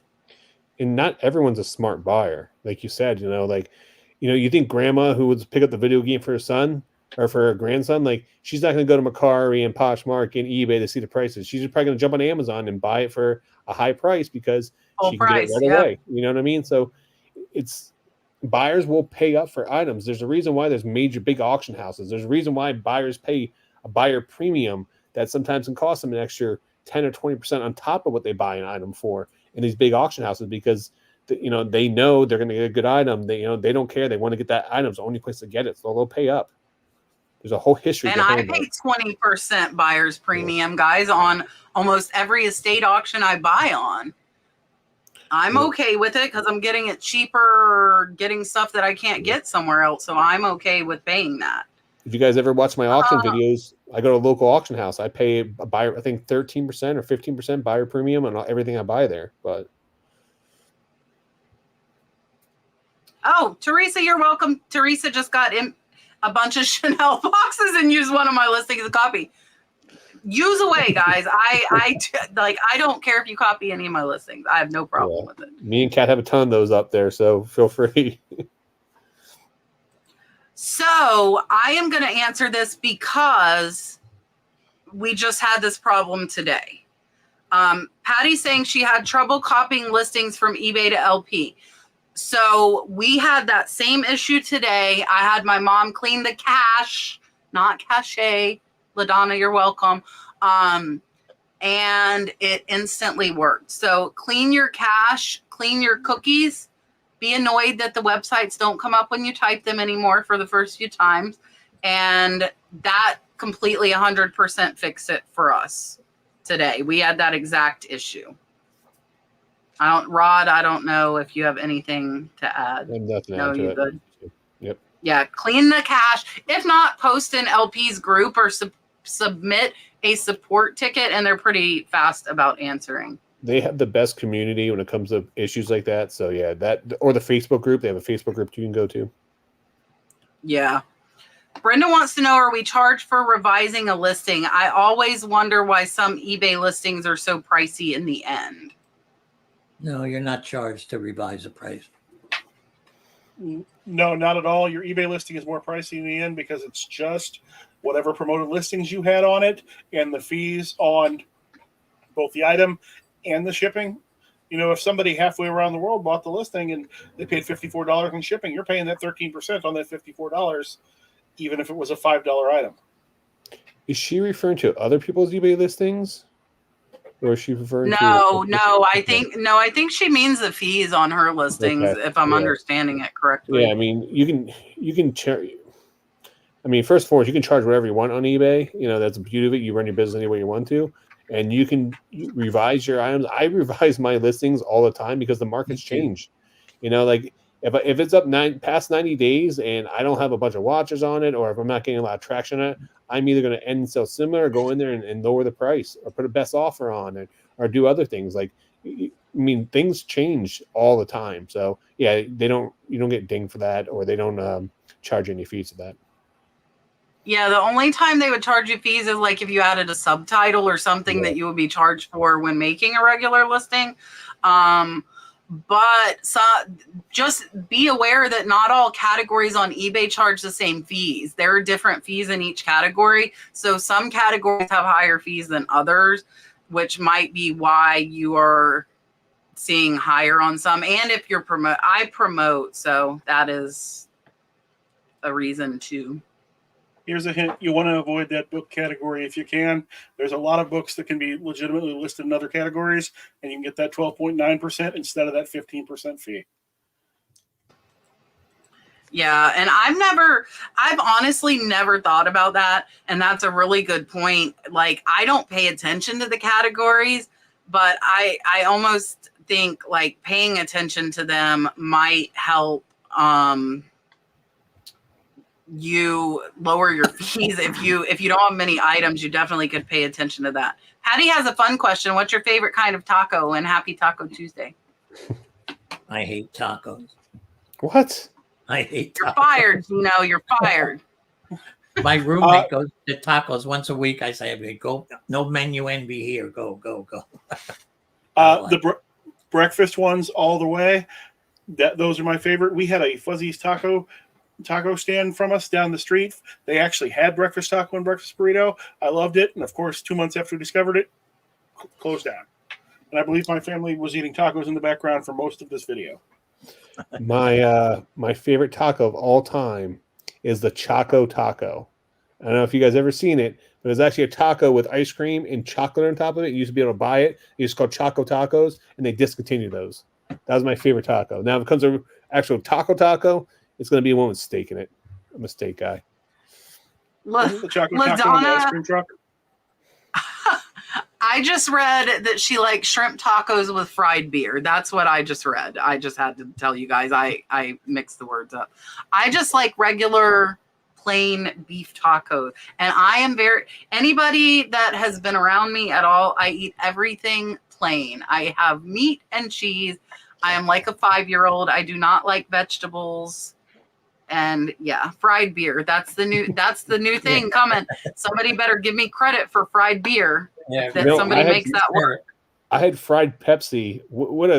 They saw me coming a mile away. They literally at the state fair, they have all those weird stuff every year. So that's the only time I'll go in and eat crappy, because I'm like, okay, well, let's see what they got. So they would take a piece of dough, they dumped Pepsi on top of it, they shoved it, they fried it, and it just tastes like fried dough. So they saw me coming a mile away. Took my $8. It's never so disappointed, never so upset myself, and I should know better. Dancing Leaf Joanne says, we have 2,700-ish items on eBay. We do everything to meet top rated plus, yet eBay says we have 12 that don't meet the standard, but can't tell us which listings are the problem. She's a top seller, right? Well, I don't know what she means. I have a few that are like this, and I think I know why mine are, I think. Well, you'll have to answer that then. I don't know. Now, from what I understand, can't you be top rated plus in some items and not in others? Yeah, so in my case, when we went on vacation 2 years ago, I changed the handling time on some items, and then I couldn't edit it because there were offers out. So they kept 2-day handling. So for top rated plus, you have to have 1-day handling time. So the items that had 2-day handling did not qualify for top rated plus because they were not 1-day handling, because I changed them years ago.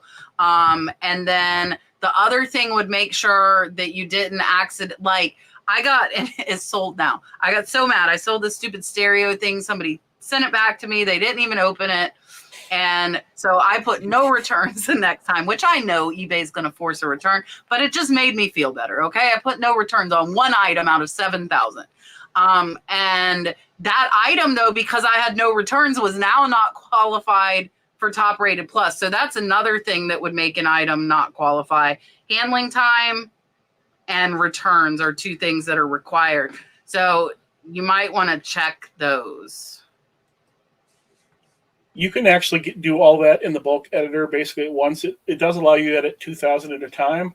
So if you can load up your first 2,000 items and go to make sure and change all of them to 1-day handling, and the ones that it fails on are the ones that you have the offers out on.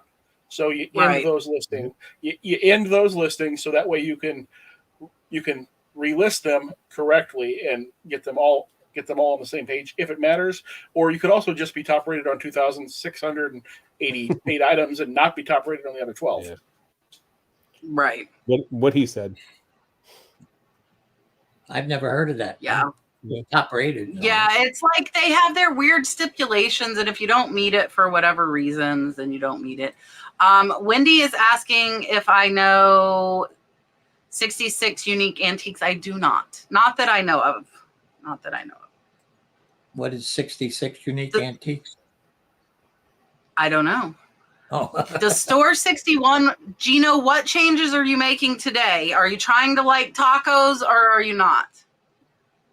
I'm going to have to try a taco or I can't come back on the show. I've been fired.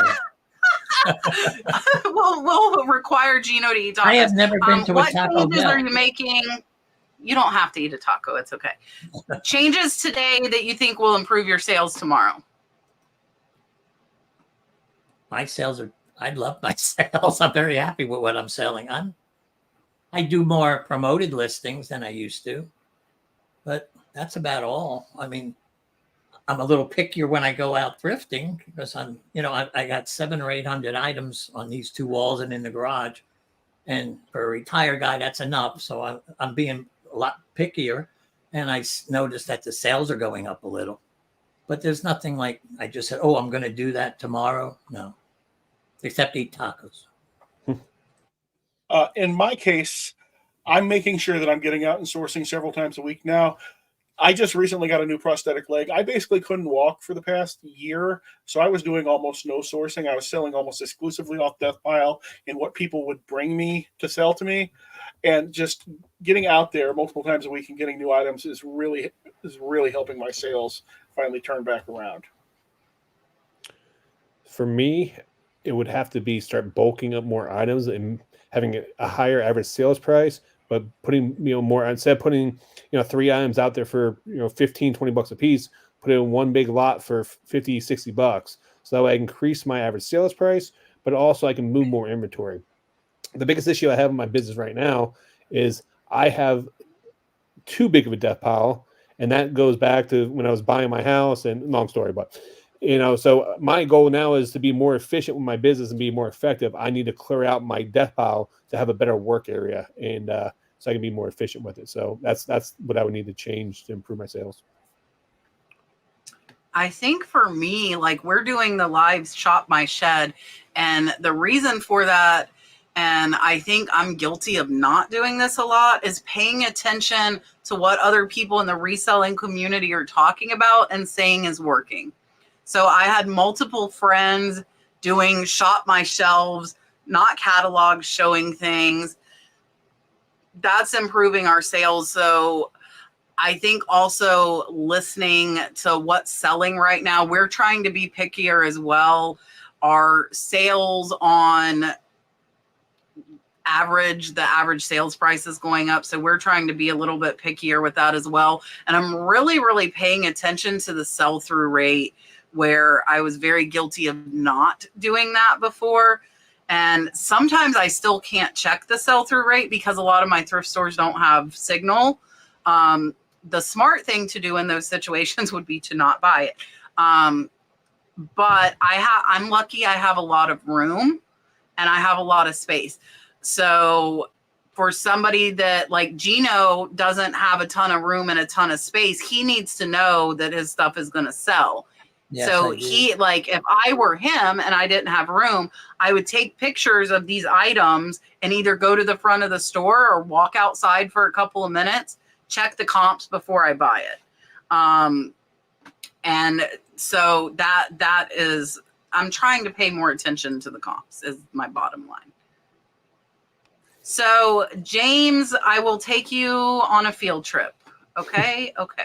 We're going to go on a field trip real quick. James is asking, how do you know the net profit with eBay fees, including shipping? So I'm going to show you, and this is beautiful. This is a new change on eBay relatively. So if you guys see here, if you go to your orders, all you have to do, oh, look, we sold some fishing reels. I'm trying to pick a good one, but there's not many good ones.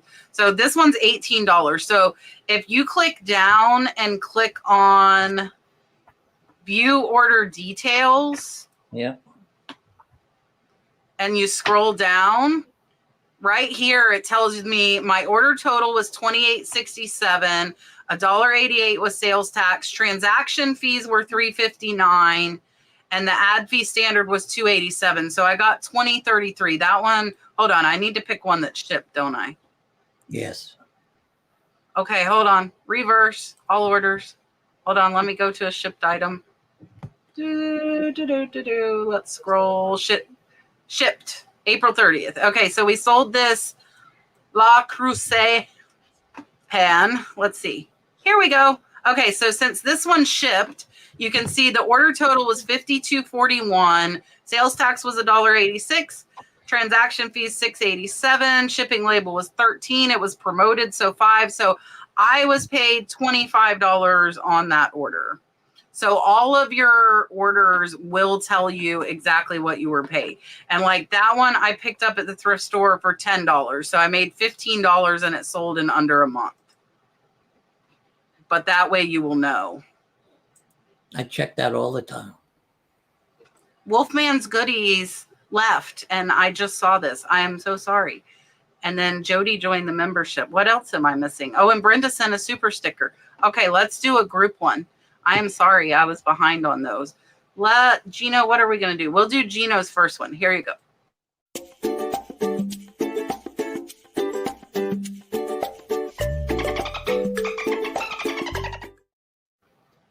Yeah, that was the first one I ever made you. It was. I think so, yeah. Yeah, so whether you charge them shipping or not, that is going to show you exactly what you're getting paid after the label, but you have to view order details after you ship it. So I was showing you guys one that hadn't shipped yet, so it hadn't deducted yet for my label. Oh, there's a very interesting question coming up here, Kat. What? Do I Which one? The shipping one? No, or, the YouTube one. or the 12-day one? Click it. No, the YouTube one. Oh, we'll get to it. It's coming up. We have 14 minutes. Will we get to it? Okay. All right. No, I'm scared. What is it? It's coming, Geno. Click it. Okay. Click it. We never had this question before. Okay. Since having a YouTube channel, have you ever experienced followers who became a little too obsessive or make things weird where you've had to think about your personal safety? I've had a couple of older women, because I'm an older guy, want to come visit me, wanted to stay at my house. I've never worried about personal safety because I think I can beat up most 70-year-old women. But yes, some viewers, they do get a little bit, I don't know, what's the word for it? They do get a little bit obsessed. Not a lot. This is something that my wife is always worried about, but I've really haven't experienced it at all. And I've always told her that they're probably going to pick Harry Tornado or Kevin or somebody else to get obsessed over and not me. So that I really don't have to worry about that. You know, who's going to pick me to be obsessed over? They're going to move themselves up the ladder a little bit, I think. But you could find him at Disney World in a wheelchair and cat pushing. So I think the issue with this is, you know, we put out videos weekly, and when we put out videos weekly, we talk about our personal life, we talk about what we're selling. When we get people that watch it, they sell the similar items or have a lot of similar interests that we do, and they feel like they really know us because they're watching us on a weekly basis, a monthly basis, a yearly basis. And what sometimes people don't realize is when they do meet us in person or something like that, where I may not know who you are, but you know everything about me. So you feel like you know me because just from watching me so long. And there's nothing wrong with that. You know, that's how I was. I'm a super fan with a lot of things. And so when I go met people before, met other people in the reselling community, when I first started on YouTube, you know, they didn't know me from anybody, you know, and I was like, oh man, you know, we should go pick and do stuff together because we pick all the same things. We have the same likes and stuff like that. So I understand that aspect of things. But I've had people that wanted to like invite themselves to my house and wanted me to do, you know, whatnot shows and do all this other stuff for them. And not they weren't like crossing the line with that, but it's just I understand the mindset, so I guess I'm more understanding than a lot of other people are when it comes to that. Never had anything to do with my safety on that. Now, when I did pro wrestling, I even talked to this in my video already. I had people like find my personal accounts and like my personal Facebook account and send me like threaten they're going to wait for me in the parking lot with a baseball bat because they didn't know what I was doing. Pro wrestling was entertainment, and they took it for real. I've had people throw stuff at me. I've had people physically try to attack me before. So I have that happen. They just don't know where the cross the line on that. But never when it came to like reselling, I never felt uncomfortable with things. But I can understand that line and how people feel when it comes to watching someone, because you're invested in that person, and that you want to continue that when you do get to finally meet them and go from there. So yeah, so I'm kind of on the same page as Paige, and there are a lot of skinnier, tinier, younger, cuter women that are on YouTube that people would become obsessed with. Most of my followers are Geno's older ladies. I know my demographic. That is just who follows me. And so it can, and I'm with Rod. I watched YouTube. I watched a lot of YouTubers. I felt like I knew them. So I do know that side of things. And I think the only thing I would say is just beware that you know us and we don't know you. So it can be kind of awkward because you feel like you're our best friend and we don't know who you are. And not being mean, but we don't. Now, I do a lot of people like, I'm going to pick on LaDonna. Like, LaDonna's in my membership, so I talk to her, we chat, and I know stuff about her. So with her, I would like roll with it. I would be good to go. People that have been like Caroline, same thing.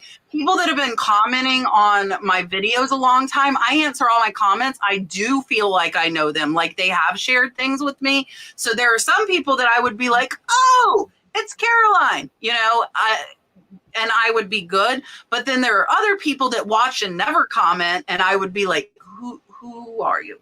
But I've never felt unsafe about anything. I also have a husband who's over 350 pounds and is with me most times, but not at the thrift store, But I love meeting people at the thrift store. And I haven't really there have been a couple, but most people are very respectful, which I really appreciate, because when we're out there doing thrifting, we're working. That's the big thing. So I love meeting people. I love saying hello. I will talk sometimes for an hour if I get, but I like people being cognizant of like, I'm out there, I'm working. I go to like 4 or 5 thrift stores in a day. I don't know if Elena's still in here. She is a viewer that I have met, and we've been going thrifting almost every week. But she is totally respectful, and she lets me just go, and then we'll come together and we'll talk, and then we'll go. And I am okay with that. So I think, and I saw somebody saying people record hauls in skimpy outfits. That you're right, that might increase the problem. But I just, my viewership is not that. I will tell you, I've had friends that are smaller and younger, and I have seen them have those obsessive people that would make me fear for my safety.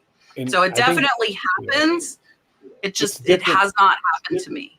And it's different for a girl and a guy too. And there is a big difference, I feel like, on there, where safety is going to be more of an issue for females over males. Not that it can happen, but I just, I guess the biggest takeaway I would say from all this is, like, if you guys see us, come up, say hi to us. We will talk to you, talk to you. There's many viewers and people that I've never met before. I end up giving my cell phone number because they were super cool with things, and I've helped them out. And like, I've had times like I've gotten amazing gifts. I have my P.O. box listed on my YouTube channel and stuff like that.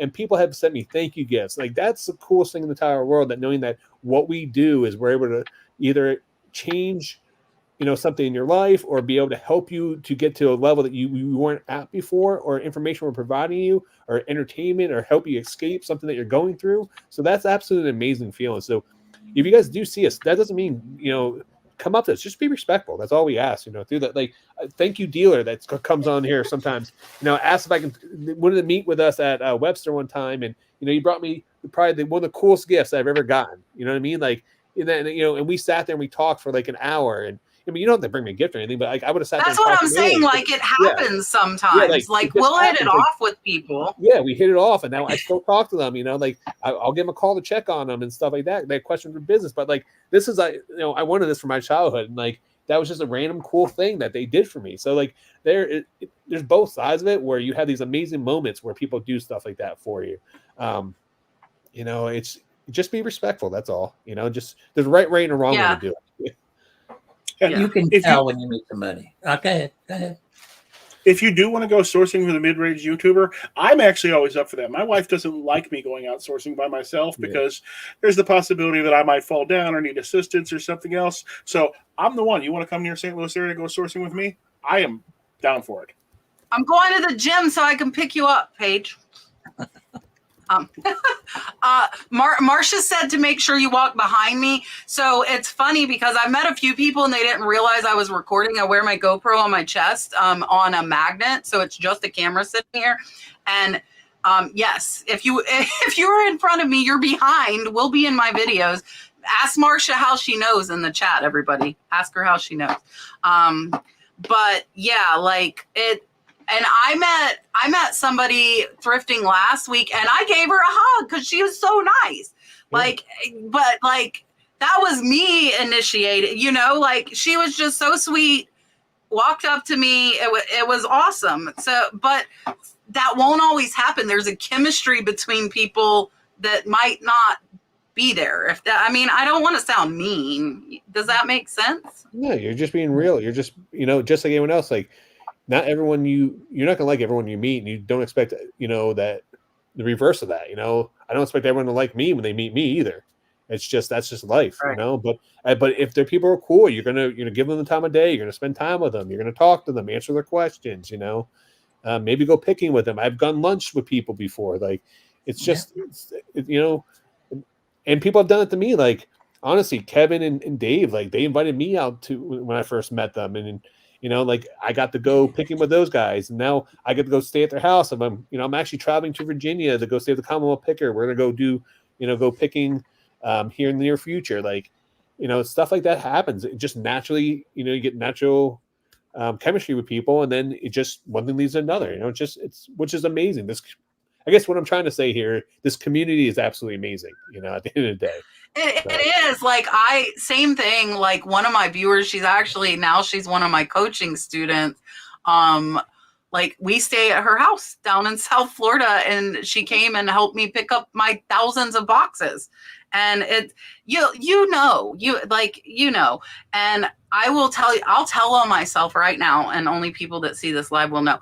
I cuss like a sailor in person. I do, and I never do on video, so I think that's unexpected from some people, and it might offend some people, but a lot of time, like, I'm very much like I am on my videos, but I filter. Like, I filter my mouth, at least as far as curse word. So, like, people meet me, and I think they're like, what's going on? Yeah, Mark knows. Mark has met me. Mark was a viewer. Mark and I hang out. Like we went to Phoenix, all of us, to the List Perfectly event. I am not I don't even know where Omaha is. I'm not gonna lie. I'm bad at geography. Yeah. See, okay. See, a lot of them cuss like a sailor too. All right, let's. Rod, I'm going to let you pick. Oh, I'm going to give this update, and then Rod, you pick the last question. I'm going to put it on him. The update of the lady with the purse. So somebody emailed me and said they would go to the post office, and I'm not sure if that's what made this happen, but the necklace or the bracelet is back on its way to me. The tracking, it is coming back. And somebody did go to the post office for me, so I'm not sure if that's why, but the $100 bracelet is on its way back to me. It is not. I'm getting updates on USPS. All right, Rod, what picked you? Would you rather answer an estate question, estate sale question, or a storage unit question? I think more of us go to estate sales than storage units. Okay, there we go. I used to go storage. Okay. Wendy says, when you go to a big estate sale, what are you trying to hone in on? Like each room, what are you hoping to find? I like to find knickknacks. I can't find them at Goodwill or the ones that are worth any money. So when I go to an estate sale, I go right to the room that has all the statues and stuff, looking for something that people missed. I was really hoping for a storage question. So. I like to go straight for the things that the estate sale people are going to not know anything about and be bad at pricing. So I go straight for the board games, anything nerdy, because a lot of estate sales have board games, and you go there and every single one will have the same price on it. Whether it's a Monopoly set that you couldn't sell for anything or a vintage 1960s game. So I head basically straight for the basement, which is hard for me to get into, and go right to the games and toys. Because I found everything else tends to be priced ridiculously, and I don't come home with much anything else outside of those categories. See, Paige needs to move to Florida. There's no basement, so you'd be good to go. Yeah, there's no basement here. For me, when I walk in, I'm like the Terminator. I'm just scanning the whole room. As I walk by, I'm scanning everything. But normally, I skip the kitchen, I skip the living room area because that's the first two areas everyone stops in. And I usually go to the back rooms, and I'm usually looking for like a kid room or like an office, because in there, that's usually where I find like video games, collectibles, and then I try to go to the bedrooms and look in the closets because that's where I can find maybe vintage clothing. So those are the two things I'm looking for right off the bat, and I'm trying to move away from the crowd that's usually, right when you walk in the house, because everyone sees, they see something shiny, they stop, oh, shiny object. I try to get right past them to get to the back. Yeah, so for me, most of the estate sales I go to, I've looked at pictures before, so I know what I'm looking for there. I love linens. Those are something like Paige likes board games. I say linens are almost all the time underpriced. Vintage linens are same thing. Like, oh, here, these are all $3. And like we had a tablecloth sell for $75 in under an hour the other day. Like they sell. So my thing is the linens. But I go through fast. So if it's a good estate sale, I'm going to every room looking for high dollar before I slow down and look for lower dollar stuff. So I'm going to make a fast trip around the whole place, because if there's higher dollar I can grab fast, I'm going to do that. I love the kitchens. I am a kitchen fan, because of linens, and then the closets, especially linen closets, because I feel like a lot of people are looking for the vintage clothing, but they're not all looking for vintage linens. And we do very, very well with the vintage linens. So that would be mine. All right. It is 2 minutes after 10, and I am going to let Geno and Paige tell you about themselves again, in case you weren't here in the beginning, and where you can find them on social media. And then Rod and myself will tell you what we have going on. So here is Geno. Well, first, thanks, Kat. Thanks, Rod, for having me on again. And okay, I'll try a taco, but I'm telling you, I'm not going to like it. I was, like I said earlier, I have a thrifting channel where I take you on a road trip and I show you Goodwills and thrift stores, what I buy and how much they sell for on eBay. And then I put in a little bit of humor, and I hope we can share a smile or two. And so I just hope you come to my channel, watch a few videos, and decide for yourself whether you like it. Perfect. All right, Paige. I'm Paige, the 1 Foot Flipper. I'm, as far as I know, the largest one-legged seller with a YouTube channel. There is one other one that I know about, but he doesn't have as many subs as I do. If I remembered his name, I'd shout him out, but I don't. I'm 1 Foot Flipper on YouTube. I mostly do, for the most part, I do research videos on specific topics about eBay, whether it's shipping or good categories or bad categories, things like that. And then I usually pepper in the sales into those videos or have dedicated what sold videos. I do almost no sourcing videos because I found that I just can't keep the camera straight, or just I do not get good sourcing videos, so I don't do them. All right. Thank you for having me. I have to say, I love the dog on the chair. Yes, your dog's literally sitting in a chair in the back and was literally staring at the camera. It was like perfect, just not doing. Yeah, so a lot of my videos have the dog doing Yeah, antics in the background. That's So if awesome. you like the puppy, go follow Paige. All right. So everyone, please make sure you subscribe to both these guys, man. They both came on here. They have good channels, so please check them out. I just dropped a brand new video today. You heard me talk about last week how I found one of my greatest find I've ever found in the garage sale. It's something I'm personally going to keep. So go check out that video. I dropped it today. It's on the Picking and Punching channel. And then you can watch this ongoing negative feedback drama I have going on my Flipping and Punching channel. So check both those out. And I got something in my sleeve, up my sleeve, coming in a new project coming up in May. So we'll talk more about that here coming up in the future. But so stay tuned. All right, guys. Next week, you do not want to miss it. I think most of you will know. Julian, Bearded Thrift Machine, will be back on with us as a guest.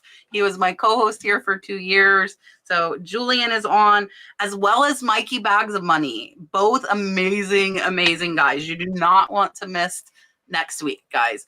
And then I will be doing jewelry on Knickknacks tomorrow at 6 p.m. Thursday is Shop the Shed.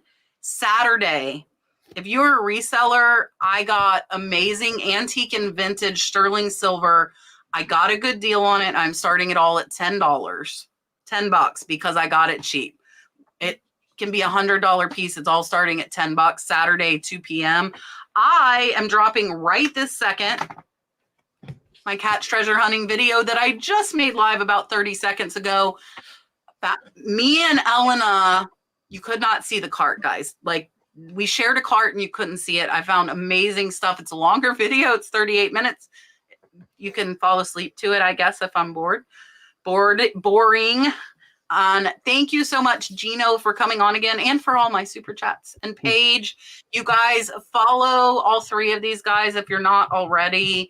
And their links are down in the description. And we will see you guys soon somewhere. Thank you so much. You guys. Bye, guys.